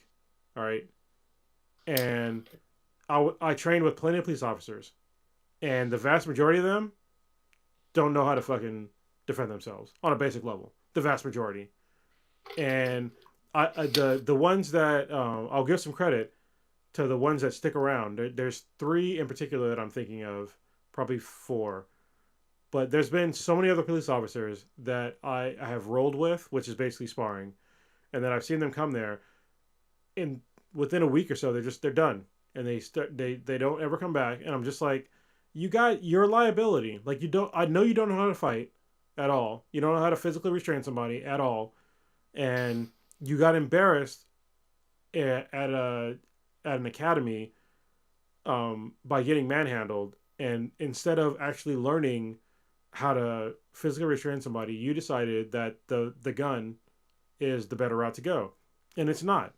And for those of you that are listening to this that have trained with me, thank you for training with me and sticking with training with me. All you guys know that I'm not trying to hurt you at all. If you're a police officer or in law enforcement at all, you guys especially, except for what Mr. X. Mr. X knows that I'm going to go hard for him. I'm not going to try to hurt him because we both know how to tap, but we have a special relationship. The rest of you guys, I know that you you guys have a career, and I'm not trying to disable you. I'm not coming at you guys with anger or anything like that. I just want you guys to be able to better serve your communities. And there's so many people out there that are just, they don't take that into account. They're not taking the hard route, you know.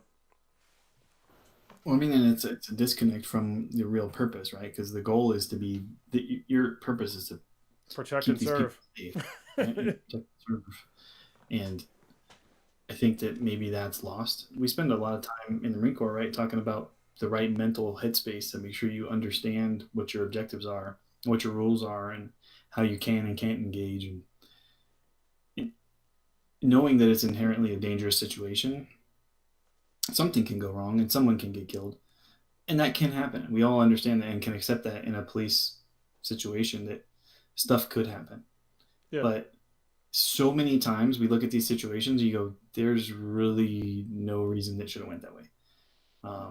I don't want cops getting shot every day either, like Neither do I. because they Yeah. are hesitating and not engaging when they should have. But I think what we need to do is put them through enough like real world training up until the point where they feel comfortable being able to decipher the difference between the two. And I think that's what's missing is enough time, maybe like you said, a proper focus on training. I don't think huge SWAT teams need to be a thing that we're doing. There should be. There shouldn't even be. This is I the. feel like your city is in a position where I need these things to be available to me. You need to talk to your governor and have National Guard resources Yes. available nearby. Yeah. People whose job it is in that really rare instance, and those are the people who get called when that kind of stuff happens. A SWAT team, right? Like dudes with trucks and a couple of bigger guns, sure, but like in most cases, you don't need many of those. You don't need a whole lot of that. Yeah, it's the vast majority of cases. The SWAT teams mainly get deployed to like to serve warrants, and they're like for like non-violent crimes. It's the dumbest shit ever. And I brought this up before, but it's like if you need it, you can easily mobilize. There's military installations in every goddamn state, Yeah, and not even states in you know most maybe. territories.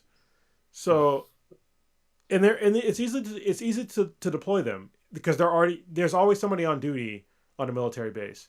It's very easy to do, and they have way more training than the SWAT team, way more training than a SWAT team. And I don't understand why we have cities in the United States, not even cities, like towns of like 4,000 people or less that have a SWAT team. Why do they have a SWAT team? If you have a city of 4,000 people or less, why do you have a SWAT team? You don't need an APC. You don't need a tank. You don't need all this other nonsense. You don't. Um, and I don't get it. And somebody tried to like justify the whole APC thing. They was like, oh, well, they need them. I'm like, why do they need them? Are they going to take the APC into incoming fire? Is that what they're going to do? Because if that's what they're going to do, then yeah, that's totally valid. But I've never seen a SWAT team ATV drive into fire. You drive to the place you're supposed to get to outside the line of fire, and then you start stacking and you start doing your strategy and you go there. And somebody else tried to say, well, what if you need like a mobile command center? You never put a command center in the line of fire. That is stupid. Like, And it's not going to be a big truck, like a van. It's not going to be a armored thing. It's nowhere near as expensive and it's as usually, armor. if you're gonna have a mobile command center, it's not gonna be anywhere near where they're gonna get possibly shot at. Like that doesn't make any sense. Like you're just basically telling them to cut the head off the snake. It's got So all the satellite antennas and stuff. Like, oh, yeah, let's shoot this thing. yeah. So because it's because civilians, they don't understand the way that the military is supposed to operate and the way the police are supposed to operate. Yeah. The police get this really weird reverence that, and actually so does the military too. We get a lot of reverence for stuff, but it's like, listen, I never consider myself a hero when I joined the military, and so when people thank me for my service, it's awkward to me. Me too. Yeah. I'm like, thanks, I guess, but I guess also you're welcome. But it's just like it's weird to me because it's just what I do. Like, what do you do for a like the civilian person? Like, what do you do for a living? You know, should I thank you for that? Like, that's just what I did. You know, for a amount of time, and I knew what I was signing up for, and that's what I Yeah. wanted to do. Like, yes, I could have been in situations to like do some heroic stuff, but that's what I wanted to do. And I think that most people don't really seem to they don't get that, you know. But there's also people that are out there that are seeking the glory. I'm not seeking glory. I don't want the glory. Those guys are dangerous. Yeah, and those are the guys. Some of those guys become police officers, and that's part of the problem. So they want to kick down doors. And that's what I think. And how do we? But I mean, so to me, right? That's not a problem that can be fixed, right? That's not a systematic thing or a systemic problem. That's like us because that's a people problem, right? That's a system problem is a thing where we're like, well, if we implement this rule or we change our training or we do things differently or we change the structure, that's something that can be fixed, or it's a problem that's in place because of those things. To me, that's systemic, right? If it's a problem that's there because we're creating it, that's a problem that can be fixed because we just need to fix the system and get it right, which is never perfect, and we just need to make adjustments and tweaks. But like to me, those dudes are just like the only way to get that would be like better screening, and that's not a systemic. That's like I don't know how to fix that for sure, and it Well, is a problem. yeah. Well, I think I think we can at least go down the we can try to fix it, and I think part of it is obviously better training, and like you Yeah. said, better screening as well, and then also just changing the mission of the police officers in America, like totally. Um, when I don't like the term defund the police because it is it puts people's it gets people riled up irrationally. Mm-hmm. I think what it should be is to um, move police resources into better served things Yeah, because but that's police. not catchy. Yeah, it's It's not not catchy. catchy. Yeah, it's because police officers in America they're doing too many things and they're a hammer. They're not they're not surgical equipment. They're a hammer and they smash things. That's the power that we've given them. So when we send the police to somebody that's having a crisis like a mental breakdown, and you send the police, they're a hammer and they're just going to smash them. They're not going to try to understand why this person's having a mental breakdown. They're not going to try to understand what they're going through. They just know smash this person, incarcerate them. When the person, what they really could have used is somebody that could have like actually helped them. And then once you smash the person, if you're a police officer, and then toss them in the system has no obligation to rehabilitate them at all. They have an obligation to make them a slave, and that's basically it. Yeah, so I mean, so like that's probably a good point to it where I always talk about that from a leadership role too, right? If if you only have like one corrective measure for your Marines, right? If the only thing you can think of to try to like teach and train and mentor and guide these Marines to be better is to yell and scream at them or curse at them or like PT just basically hit them, right? Like you said, with a hammer. If you just come with the hammer every time, um, not every problem is a nail, and sometimes you need other tools in your tool bag so that way you can assess the situation, figure out the right tool, and use that tool for that situation. Some people don't respond to the hammer. Some people will respond to the hammer. So you have to figure that out based on the person. And maybe what I'm picking up that you're saying is sort of like we need to figure out how to train them to be better able to determine which tool it is, and then obviously provide them with the tools they need to do those things. So, Well, um, yes, that's part of what I'm saying, but I'm also saying that we should not be sending them on all these things because they're just trying to do too many things. Like, let me give you a perfect example. If I get into a car accident, why do I need somebody with a firearm on them to help me out? I don't, not at all. But every single time there's a car accident, what do you see? One, two, maybe three police officers there at the scene, along with an ambulance and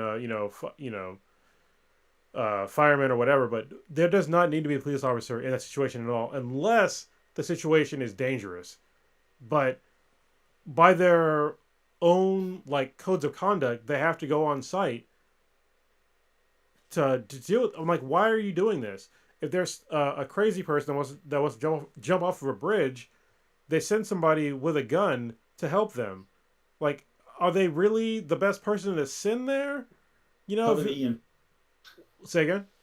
send an ambulance, send an EMT, right? Like that's Yeah. more of a person to be suited for that. Yeah. So that's what I'm saying. Like, let's reduce the amount of funding that we're giving to these police departments and put them towards people that can actually deal with those certain problems. Because yes, when it comes to like actual violence against citizens, yeah, definitely send a police officer. If somebody's kicking somebody's ass, or threatening them with violence, or shooting somebody, or whatever, any kind of violence you want to think of, yes, definitely send a person with a firearm to deal with that situation. But when it's like things that can be talked through, or just to investigate something, you know, let's let's do that instead of having the possibility of some guy that has seen way too much bad shit, that's a police officer that has a gun, and then all of a sudden he sees a kid with a fake gun, and then he shoots him because that's happened multiple times, and there's been no repercussions for those people, because they're protected by qualified immunity.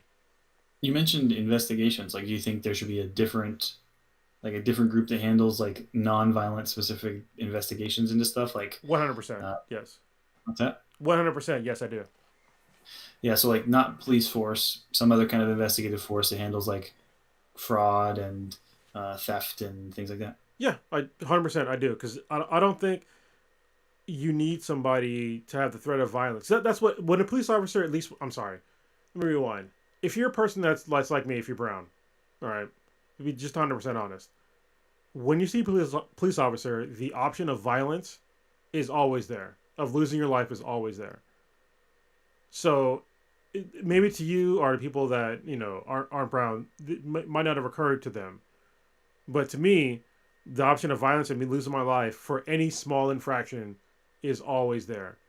When if you send somebody else out to just come talk and do whatever, even for just like a traffic ticket, like, Yeah. why do I need an armed person to write me a ticket?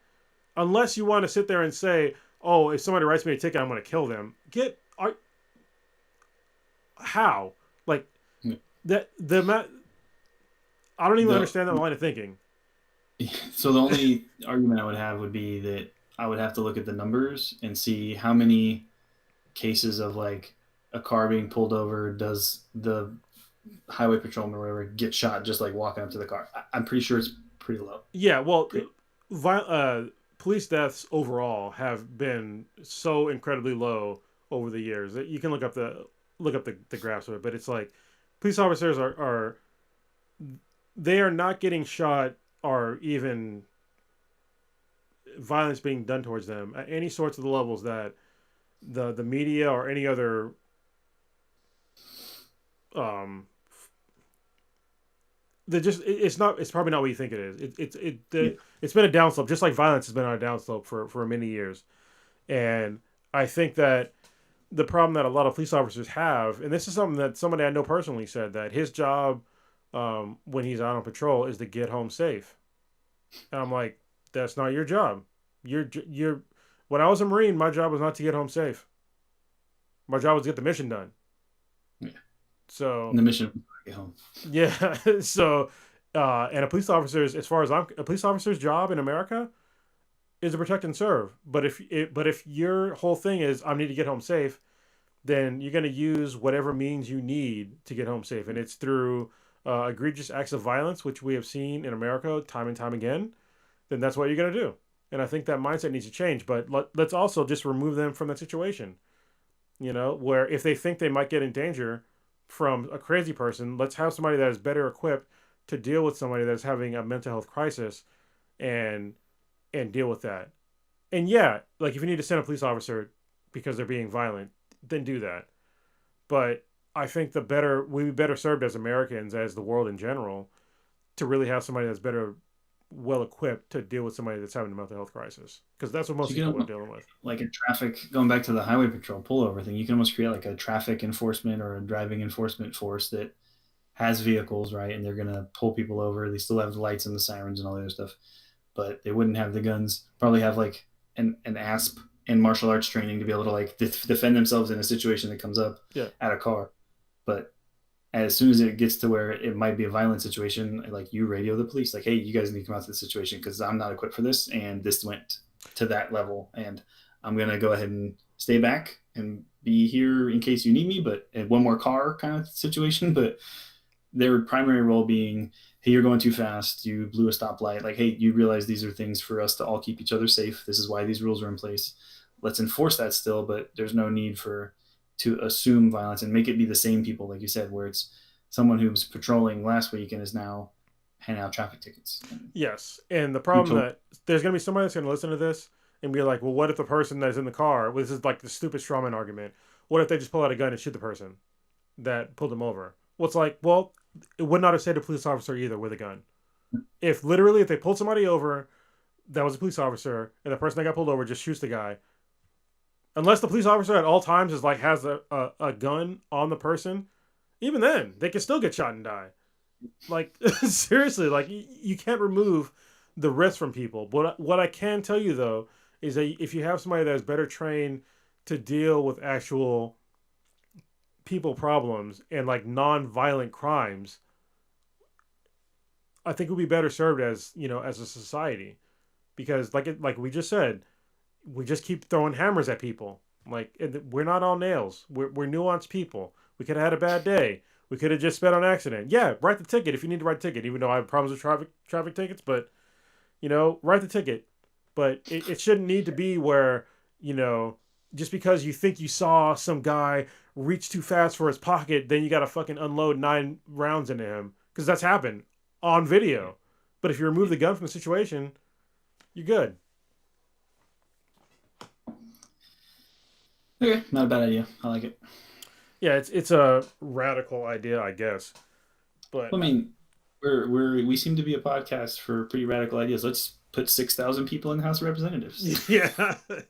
And to me, like when you first said it, it seemed at first listen ridiculous, but when you broke it down, I understood what you're talking about. And you definitely changed our mind on that.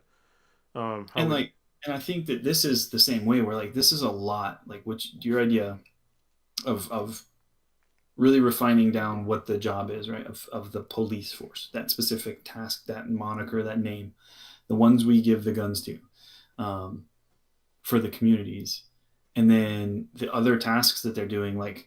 And the problem I see, like initially, right, if it's me and you trying to solve this tomorrow, is I'm like, okay, I got to figure out what that list of tasks is. What are those missions we're giving them all over the place that maybe you could go, yeah, we could move that one out and create a new group that does it. So that to me is the analysis that would need to be done, but it's not that hard. It's just work. Like someone could do that work. Seriously. I mean, like and obviously this is not like the be all end all solution, because I think that before what I'm talking about happens, there needs to be a whole lot of other work that needs to be done.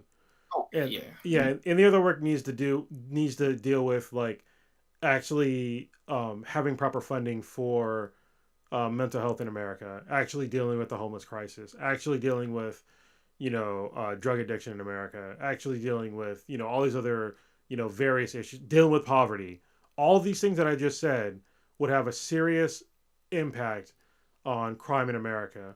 But the fact that in America we're not willing to deal with any of those issues at all, and then we just keep having these armed people try to deal with that, and to have them deal with it from day to day. This is one of the things that I learned from various police officers, is that they don't even deal with police officers like the military. Like if me and you deployed, we don't deploy for like that long. Like maybe a year, maybe 18 months. That's a stretch. And that's a long one. That's a long one. All right. But we have people that are police officers or in law enforcement in general that are basically deployed for years at a time. Years at a time. They get no breaks. They can shoot somebody one day, be back on the beat within a couple of weeks. And it's just how is this even a viable solution for anything? It seems incredibly stupid that we're not giving the police officers the amount of time that they would need to deal with mental issues that would come up with dealing with high stress situations on a daily basis, like somebody that is deployed would be. Yeah, and I think in a lot of cases, again, TV shows and the few cops that I know, like a lot of them say in those situations, like, I just want to get back to doing the work, because they feel like they're doing something important and helping the community. It's like, I gotta get back out there and do stuff. But It's not that. Yeah. Con- Consider that that person might not have the right mindset too. Like, if you want to get back out there and shoot more people, like that's maybe not the right person for this job because you're that person seeking glory and just I want to do more. Like you need to do your fair share and take your time and deal with this and rotate to a different function. And maybe that's how those would work. They'd all be a part of a law enforcement structure, but different functional things. And the police forces, like I said, has weapons. And you might be like, hey, you did have an incident. There was a good. It was a good. You're perfectly within your rights and safe to do so. They say good shoot. They say whatever but we're gonna put you in this other department for a while, no weapons, doing some 100%. other Yeah. help out, like hey, get your head right, and then you can come back to it if we find it later. So there's totally a way to make it work, but like you said, those other problems are affecting their daily work. Could help the situation too. Yeah. And I like the rotating thing was actually an idea I had as well. Was like, yeah, doing like rotate them out. Like to whatever other kind of line of work and just to have them well it's also like it's the militarization of the military because I'm sorry the militarization of our law enforcement because these people like I think we talked about it before the Grossman guy what was the guy's first name something Grossman Lee Grossman Mark. the guy that did like the warrior training for the military for the law enforcement you mentioned his Oh yeah, book yeah. I know who you're talking about. yeah like Oh having the warrior mindset yeah, listen Dave Grossman. Dave Grossman there we go thank you if you're in law And then enforcement you're not a warrior. You don't go to war. If you think you're going to war, it's against your own citizens, you simple minded fuck. Like, these are your citizens that you're supposed to be protecting and serving. Like, and that's why I really don't like that whole, we need to have more guns. We need to be like the military. No, you don't need to be like the military. You need to be peace officers. Like, I mean, but you have to admit there are certain segments of our society that is very militant themselves too. There's you know any illicit thing that's going on. So like mob time frame would have happened. Now it's drug wars and again you talk about you remove the drug thing from it, they're going to find something else. It'll be yeah, weapons itself. It'll be just the trading of the weapons. It'll be finding other drugs that aren't made legal or something. But there are portions of the community that are going to be very violent and against it, and that's who they're at war with in order to protect the rest of the society. And I think that's the way he pitches it and the way it's supposed to be. The problem is they don't wear uniforms. Like we don't know who those people are. It's hard. It's harder for the police force to decipher between the groups, and that's never going to change. That's not going to be a thing that can be fixed. Like we can't. I mean, some of them wear uniforms, but like what bandana they're wearing that day doesn't necessarily make it that much easier for a police officer. So. yeah, and what you talking about, like militarization of like part of the population, like I don't like that either. Like I don't like it when COVID-19 first happened, and they were talking about like we need to defeat the invisible enemy. Like what the fuck are you? To me, I was like, what are you talking about? We need to cure the virus. Like this is not it's not a war. This is not it's not a war. I don't like the way that America has been so military. And don't get me wrong, the military has its purpose. Obviously, I was in the military. Um, but to apply these military terms to these mundane things Yeah, is not appropriate. It's not appropriate at all. we do have an unnatural habit in American society is to do that with stuff. Feel like the war on this, the war on that. It's like the war on my waist right now is the one I'm dealing with. Yeah, yeah, and it's weird because I think for most the vast majority of the population, they're just like, oh, it's just a thing you say, but it's not just a thing you say. These words have meaning. When you say a war, that means things, especially like when I've my brothers and sisters have died in wars, and that we have a clear enemy. We're supposed to be the good guys, and to apply these terms to like these things that you can't actually fight with bullets or bombs or anything else. I don't understand the usage of it, and I think that the words. I'm not going to go so far as like to get on like the whole like gender pronoun thing, but Yeah. words do matter on a certain level, and these are very serious terms when you talk about wars and warriors, because that's a warrior is somebody that goes to war. That's the definition. And I think like so yeah, kind of sidebar talked about it a couple times, but if we had a gender neutral third person pronoun in the English language, there'd be no problem. But that's Yeah. an English problem because we don't have one. So there's no way for them to just be non-specific and not care who it is we're talking about. What? Hold on. Well, it's kind of weird though. So we sort of do. There are ones that people aren't comfortable with. Like if I called you or a female a fucker, you know I was talking about them, right? Or if I, there's other terms that we can use. Sorry, that was a vulgar one, but there are terms that we do use that are gender neutral. Um, when it comes to like the whole gender neutral thing, I don't know anybody. I don't think I know anybody that is transgender. But if you tell me, whatever your name is and whatever you'd like to be called, if you say something that I don't want to call you, like if you tell me I identify, if you tell me your name and you say, I prefer my gender pronoun is Z or something like that, like I'm not going to call you Z. I'll call you by your name.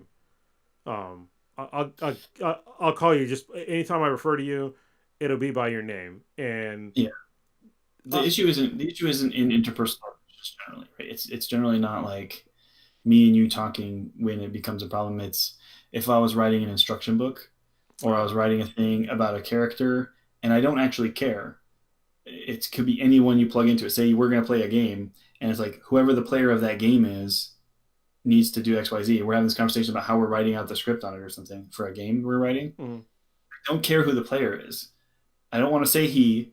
I don't want to say she. I can't. There's no word I can use for an individual, not the whole group, but that individual player that doesn't tell me a male or female. yeah, And if you say well, it, you're talking about all of the players. I was gonna say you could say it, but generally speaking, that's like, well, it could be what? Yeah, because English is weird. I got you on that one. That, we broke our own freaking language on this particular topic. There's not a word for it. It's kind of frustrating. Well, there are words in other languages for like for a third gender, but there's also like the whole gender thing. Like, I think the problem is in English and just in general when you start speaking about gender, it's easy to muddy the waters because if you, for me, most gender specific names and stuff like that, it gets tied to sexuality on some level, and I don't care about that. I Yeah. don't care what you do to somebody else or what somebody else does to you. I don't. I really don't. Say again? As long as you both agree. Yeah, exactly. As long as with consent, I don't care. And so, if you tell me that, you're whatever, I'm just like, what? Why do I care? Like, I care about you as like, if I know you, I care about you as a person. And that's when it becomes a little bit different. But when people are demanding these new gender pronouns, um, and it's just like you can demand it all you want, but if I don't actually know you, these things are just abstract things. Like I can't put any sort of mental time into this where it's just like, yeah, like if we had a personal relationship, it'd be totally different. But you can't demand to me. So this is what I'm talking about. If I'm walking down the street and I see somebody who I perceive as a man or a woman, and I call them the wrong thing, and they get angry with me, and they say I'm this, that, or whatever, what I didn't say to them, it's like, whoa, I don't actually fucking know you. Yeah. You know what I mean? Like you're assuming that I should know whatever you are demanding that I call you, but I don't know you. You know what I mean? Like, and it's another thing that I have a problem with when we talk about like allies. Holy shit, we're going way off topic. Anyway, when we talk about like allies for the LGBTQ plus community, like you can ask for allies all you want, but I don't understand how you can demand that I be an ally of you when I don't fucking know you. You could be a total piece of shit. You can be a lesbian that also believes that the Holocaust didn't exist. I don't know that. Yeah. Yeah. You know what I mean? So you can't demand that I'm your ally when we have had no personal relationship at all. So yeah, if after we became friends or whatever, then yeah, that's way different. But you can't just demand that I'm your ally when I don't know shit about you. That's my own personal view. No, I mean, and it's not far from the way I look at it, where I don't think that, in my point of view, that the ally concept and that like specific support for this thing or whatever like needs to be addressed. If we said that if everyone was just treated with the same equal and fair opportunity to do whatever it is that they want to do, as long as they don't hurt anybody else, Yeah. no need for any of it, right? If we go back to that one really basic fundamental concept, golden rule kind of thing, where you're like, look, just I don't care. Like, if you're not hurting someone, be who you want to be. Do whatever you want to do. But like to then expect me to do something else specifically for that, that's now you're expecting me to know or understand, and that's unrealistic. And I think like you said, the in passing perception stuff does get frustrating a little bit, because there are norms. There are like things that we can expect when you look at a thing or whatever and understand what it is. Like, you show me a purple dot on the wall, I'm gonna look at it and go, it's purple. But if I'm kind of partially colorblind and it's actually mostly red, I'm like, well, I didn't know that it was mauve and not taupe. Like, I can't see that. I don't know. Yeah. So if it was 1972 and I had long hair and big earrings, you would think I was a female. But maybe I'm just a dude who was the first guy who got his ears pierced because it wasn't really common in the 70s and having long hair. So it's like, if you outside or especially if you choose like to look for a different gender than you specifically are, but then want to still identify as your own, like I don't know what to do with that. Yeah. So, well, let me just to like, because people, what we just said, especially me, might have made people mad. I will always advocate and I will always vote for everybody to have equal rights. Everybody to have equal rights. Okay, so I'm not trying to take anything away from anybody. We should all have equal rights. All right. I just wanted to say that because people might think that I'm some fucking weird homophobe or I'm against like trans people. I'm not against any of that shit. We all deserve equal rights. Yeah, and that's, I guess, my point on it was like, we shouldn't even need to be having these advocacy conversation. Like, I shouldn't have to be fighting for people's rights to be who they want to be, but we do. Right. And I guess I didn't really follow up with that part of it where, yes, absolutely fight for those rights. You should have equality. Just don't think that you should get something more or something special than anybody else because you're special. We're all special. We all are individuals and we all deserve equal opportunities to do everything. But like, don't expect more than anybody else, I guess is all I'm saying. Yeah. Well, I think, that's, gotta be careful with that one too, though. Why? Well, because I'm thinking about like in California when people were talking about homosexual couples getting civil unions, and then people were saying they were getting special rights. But I'm like, no, well, fuck, god damn it. I'm thinking about it because I actually had to go through the civil union thing. I actually wanted to get a civil union, so actually sort of this is a terrible example. Now I'm thinking about it. I'm only saying this. Look, anybody that they should be able to get married. All right, if you want to get married, you should be able to get married. And the reason why I kind of hesitated there is because in California, so this is my 10-year anniversary with my girlfriend. Being there for a fucking long time, longer than most people that I know that have been married. To be honest with you, yeah. So, I don't want to get married ever again. But I do want to share my benefits with my girlfriend. But I can't because we're not married. So I was looking up a civil union. And so you can only get a civil union if you are gay or you're over the age of 65.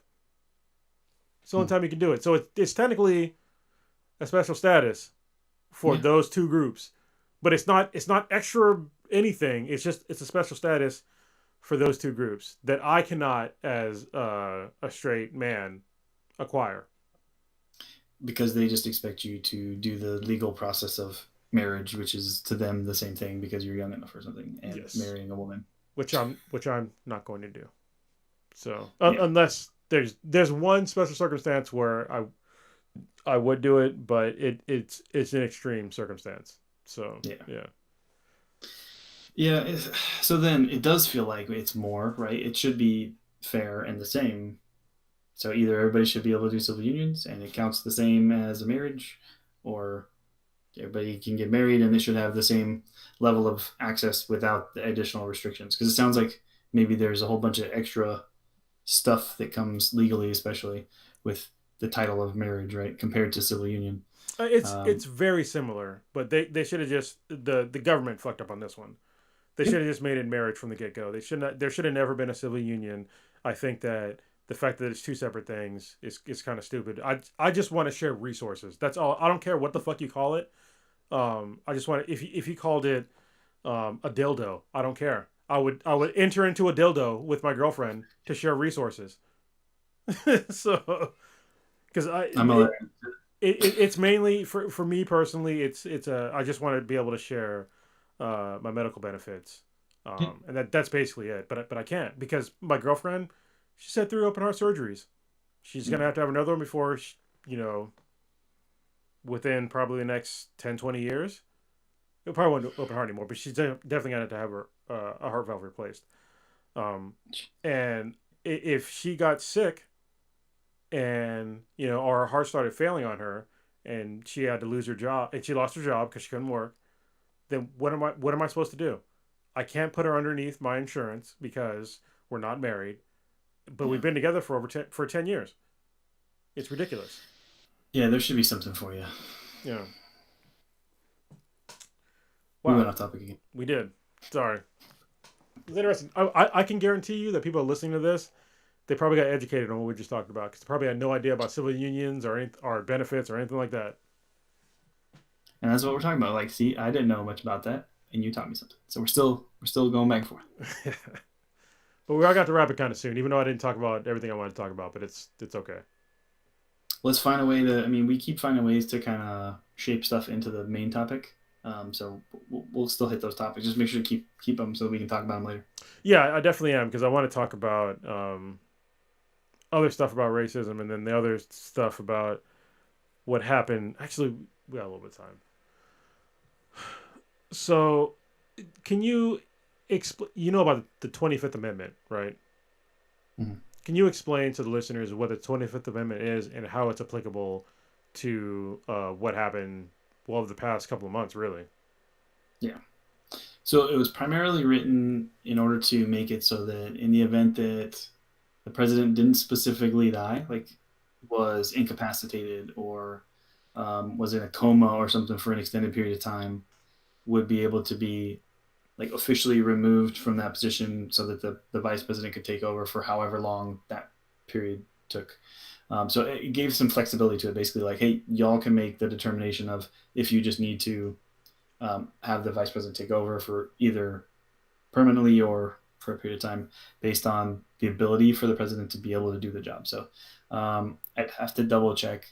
The determination is basically made by the cabinet and then ratified by the Senate. I'd have to double check, but I think that's how it works. Like we say, we all agree, and then we send it over and they go, yep, okay, we received your document. They can ask for additional proof or whatever, send it back, but I don't think it'd be one of those things like a confirmation. They would still have to vote to decide so. So if you were like in a situation where they didn't agree, it's like a Democratic Senate and then the president is Republican, they may not ratify that, or maybe they would because they want to remove him. But it's a double-edged sword because you're just going to get the other Republican. So, I mean, kind of.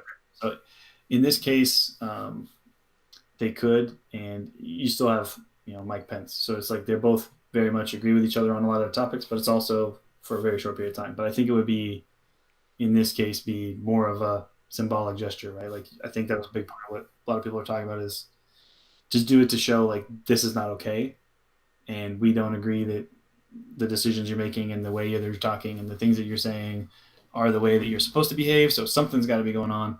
I think in this case, because he seems to still maintain all of his faculties as far as being able to still function, like it's primarily written for like if they're in a coma, if still alive, that portion was written for in a coma basically, or completely incapable of thinking or acting or talking, and all of those things are still happening. I think you would have to have a doctor say that like specifically some kind of mental capacity is limited or something in order to really have it justified enough for the Senate to agree with you if the cabinet wanted to do it. Yeah, so I mean, it's been tossed around more than a few times, especially recently. It was tossed around like months ago, really, and now it's just like it's ratcheting it up to remove him from office, only because um, when I heard it's like basically being unfit for office. That's maybe it's like an interpretation of the actual 25th. Maybe I should actually look up what the actual words are for the 25th Amendment, Yeah, but I can do that while you talk. yeah, I got a copy. but yeah, that's one of the main reasons why they keep bringing it up is that an interpretation of it, if not the actual words, is if a president is unfit to serve his office, it is a avenue to remove that person from office. And what we've seen over the past couple of days, well, yesterday really is, but really it's like leading up from months ago. You know, from President Trump, I'm sorry, Donald Trump, refusing to really denounce white supremacy in America when he was talking about the Proud Boys to stand back, stand by. When he had a rally yesterday, and he said after the rally, you know, he literally told his constituents to march down to the Capitol building and make sure that Mike Pence does his job and show strength. And then they showed their strength yesterday by storming the Capitol building and stopping the Electoral Yeah, College from counting. So you have the actual amendment up. I do. It's really long. Oh, is it really long? So, and by really long, I mean it's probably no, it wouldn't take that long. So, the gist of it is that it would be this really big, weird back and forth, right? So, if the vice president and a majority of either the principal officers or the executive department, basically the cabinet, right? They send a letter to the president pro temp, so send it to the Senate saying is not able to discharge duties. All they have to do is say that, right? It doesn't have to say why. Then the vice president is now the president for however long of a period is necessary, and it ends whenever the president sends a letter to the president pro temp himself, also saying no longer any inability to be able to do my duties, and I'm able to resume or whatever. Then it immediately switches back just based on the letter from the president. So then within 4 days of that letter arriving to the president pro temp, the cabinet and the vice president can again send a letter saying no, still not able to. Holy shit! Um, yeah, you have 4 days basically to like nope, no, no, no, it's still not okay. Then it's basically decided by the House. Wow. Okay, that's all Democratic run right now. So Yeah, it's all written in there.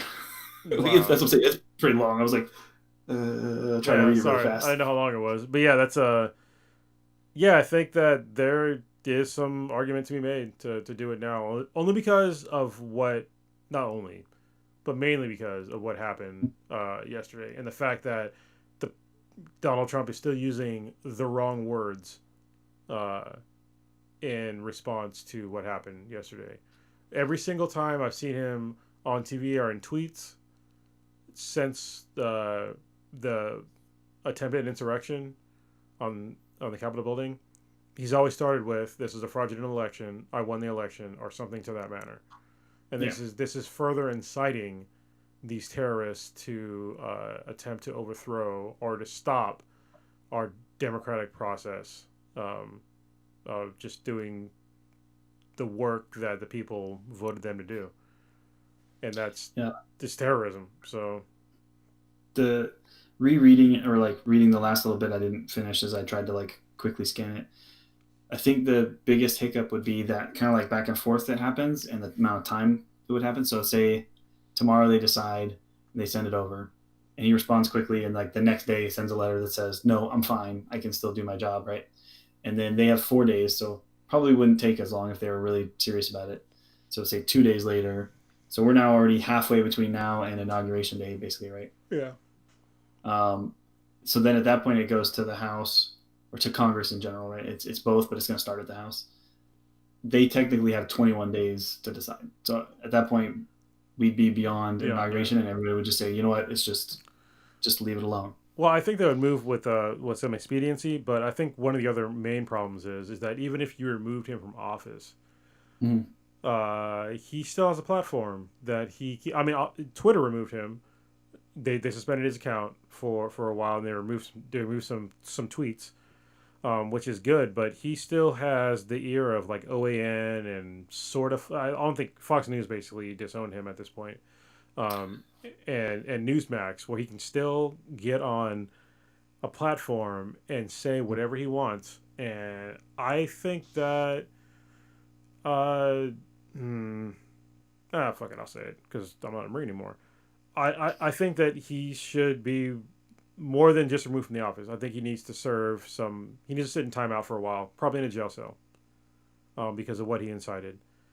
And I think that allowing this person to continue to incite his followers is a detriment to America. This is literally tearing America apart. I cannot believe that in my lifetime I've watched this happen. This is the country that I fought for, and to see these people um, mutate the word patriot into these terrorist groups is incredibly sad and shameful to me, because they don't even understand what being a patriot actually is. Like, you don't. Somebody said it probably better than me. I forget who it was, but you don't teach patriotism. You don't tell somebody these are the things you do to become a patriot. What you do is you create a country in which you become a patriot because you believe so strongly in the strength of this country and what they can do for you and the world. That's how you become a patriot. It is not through these nefarious means of, you know, saying that if you don't do this, you're, or some compulsory thing. Like, that's not how it works. That's not how it's ever worked. In our life, can you remember a moment where it seemed like everybody was super patriotic? 9/11. Yeah, right after, right? Yeah. No one told everybody you need to put flags on your trucks, but they were everywhere. It was insane how that felt. Like, it was scary, right? And it was like I was in already. Yeah, Yeah. you were too, right? Yeah. Yeah. So we're both already active duty. So you're like, I know what this means, and like, oh my gosh, it's intense, and it kind of freaks you out. But like, to also see how like resolved everybody got, and how much it brought the whole nation together with a focus was kind of was crazy. I mean, and it's a totally different thing to like fake the funk, and rock the flags for because you think that the flag means that you stand for something in a different way. So it's kind of frustrating for me to see that part of it being used in a weird way. Yeah, I totally agree. Like, after 9/11 happened, like the country came together. Like, it didn't last very long, but we came together for a couple of weeks, maybe a couple of months. Yeah. And it was even though tragic events happened. Um, I think it's really a watershed moment for American history, because everybody was just like, yeah, let's come together and let's make things better. And you're not seeing that today. You're not like that. Those days are long and gone, because we have been taught division from both sides. It's not just Donald Trump. Definitely, he's a catalyst, a major catalyst to this. But the other side of it is that the people on the left have ignored poor white people for decades, if not longer. They've ignored all of their pleas for help. They've ignored their struggles, and they decided to pander to a whole different subset of people. Because they thought that their needs were more important than their needs, and that is a huge problem. That I think that so when Donald Trump first came up, like, I understood why he became so popular. I understood that people were ignoring poor white people. Like, if you were working in a coal mine, and was it NAFTA? Like, they sent your job somewhere else, or if you're working in a factory and they sent your job somewhere else, yeah, you're gonna be fucking mad. And the fact that no Democrat was stepping up to the plate and helping you out, that they were likely part of the problem of how they shipped your jobs overseas, then yeah, you're gonna be angry. And then they're not giving you the proper amount of benefits to subsidize you losing your job. I totally get it. And for retraining you to another career or anything, there's nothing. Yeah, there's nothing. This is why we can go back to UBI if you want, but UBI. I'm just saying. At least give you some time. To if you need to retrain, because I actually don't believe strongly at all in I believe in some retraining, but if you're going to tell a coal miner to become a coder, you can take several seats. So Yeah, but I mean, so like there should be options. So a coal miner might not be able to be, a white hat, but they could probably become a welder, which is a task that's still a local job that's needed always. Like welding is not a thing. We talked about the other day, professional, vocational type skills. Just offer up a vocational certificate. Like, hey, you can go learn a job. You pick. We don't care. Here's community college vocational certification certificates. Go get something. Don't care. We'll pay for it, but go get a new trade because we forced this stuff to kind of go overseas, and we knew that was going to happen because they do that when they make those decisions. oh yeah. This is what's the result of the decision we're making. What are we doing about those impacts? Nothing. That's not okay. No, it's because they're a lot of those people that are making those decisions are getting kickbacks from the companies that they know are gonna profit from the decisions that they made. So, and that's a whole other problem is like how do you get corruption out of the government? And there are some decent ideas on how to do that. I think I talked about it before, like the whole Patriot dollars or whatever. Basically, just giving everybody $100 to give towards their candidate of choice, and it could definitely wash out a lot of this money that corporations give to candidates. Yeah, some, not all. Yeah, that's what I'm saying. Like, it helped fix some problem, but I think there's obviously more steps, but that's not a bad one to start with. Yeah, I mean, we gotta start somewhere on some level. All right. I was gonna ask a question. Do you know if anyone has ended the war on terror? Are we still doing that? We're still doing it. Oh, well, apparently it ended yesterday because. Well, because I was gonna say, so does that mean we're still a nation at war? We've been at war for the longest time, like since So then, 2002. the second part of the question would be, how do you define treason in the United States? Yeah. Acts against a person, right? Say that again. Treason, unlike in many countries which had a monarchy or have a specific head, and a lot of the times treason was written as, like, when we decided to secede, right? It was a treasonous act against the king himself, basically, right? Yeah. It's not how ours is written. So It's not. Ours is like it's against the actual government, right? It's not against a specific person. The United States of America. Yes, that's why when I said treason on the last podcast, that I was very serious about that because it was treason against the government. You talk about some kind of punishment for it. So punishment for treason during a time of war. Yeah, it's death.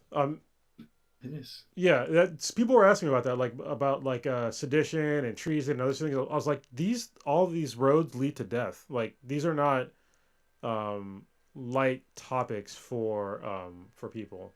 I don't know why I keep hearing that noise. I couldn't tell if it was mine or yours. I don't know. No, I think shit, it is mine.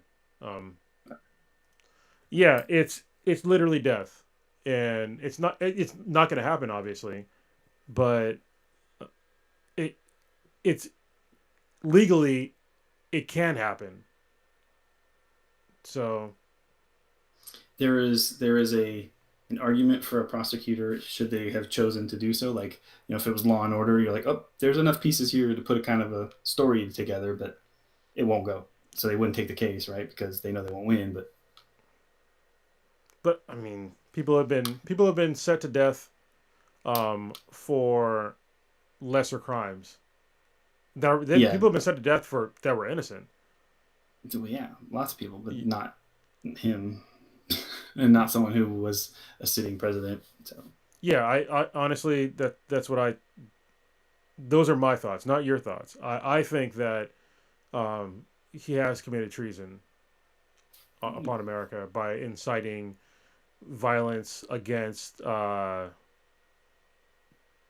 of Congress, against Congress as a whole, and even Mike Pence, the sitting vice president. Yeah, I mean that I'm not mincing words at all. That's literally what he said. He told them to go march down there and show your strength, and that's literally what they did. To me, that more than meets the definition of treason. There was a a line I read too that specifically mentioned by the president that the vice president could specifically like not certify stuff. Basically, if they Yes. just wanted to, that was stated. And then vice president was like, "No, I'm just gonna do my ceremonial duties." Basically, was that like the way the conversation went? Well, no, he wrote actually. Well, he said that, but then he actually wrote a long letter that came out yesterday, earlier in the morning Oh, yesterday. You can probably find it. It's on his Twitter page, on Mike Pence's yeah, Twitter page. I'll check it out. Yeah, I just kind of got a kick out of that. I was like, "Go, Mike. That's kind of." Let me just. Can we just finish this? Can we just be done? yeah, like he was asking him to commit a federal crime, Yeah. and Donald Trump's legal issues are going to start on January 21st.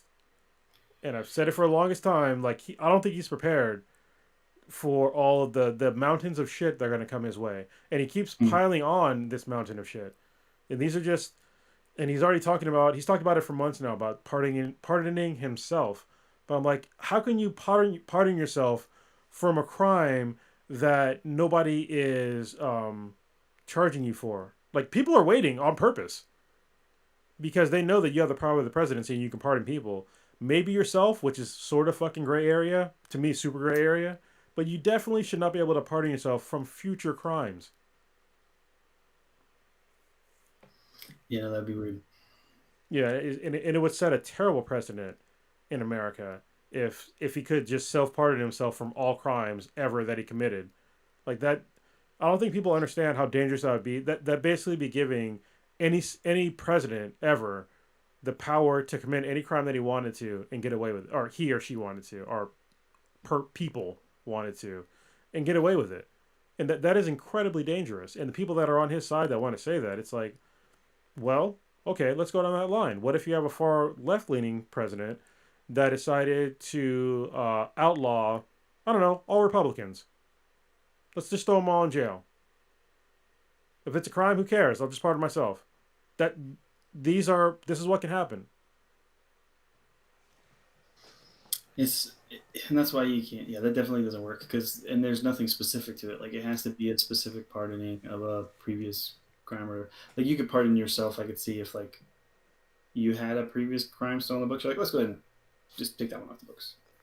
But like there were no charges really.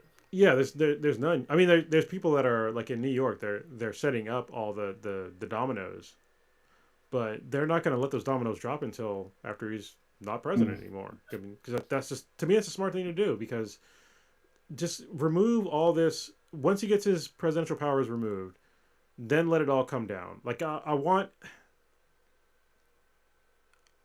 him to be held accountable for what he's done to America and what he's done to the America that I love, that I'm Mm.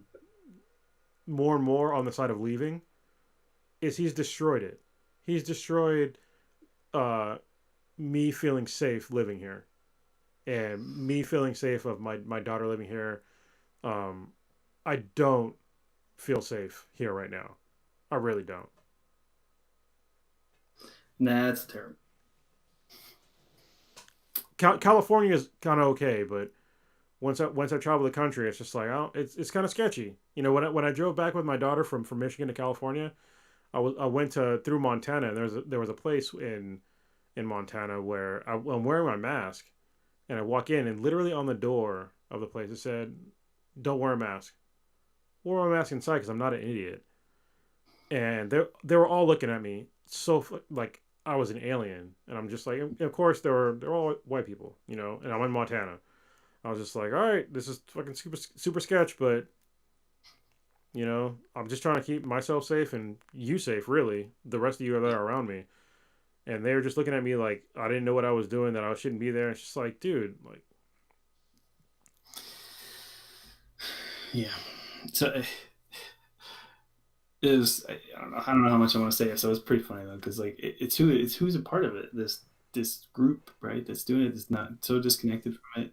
To understand like my wife saw what was going on with the story. She's actually the first one that told me because I was sitting in the car waiting for her to get out of the dentist's office. She walked in and saw it on like the TV inside the dentist's office. I was like, oh my god, did you see what's going on with this? So then I started looking.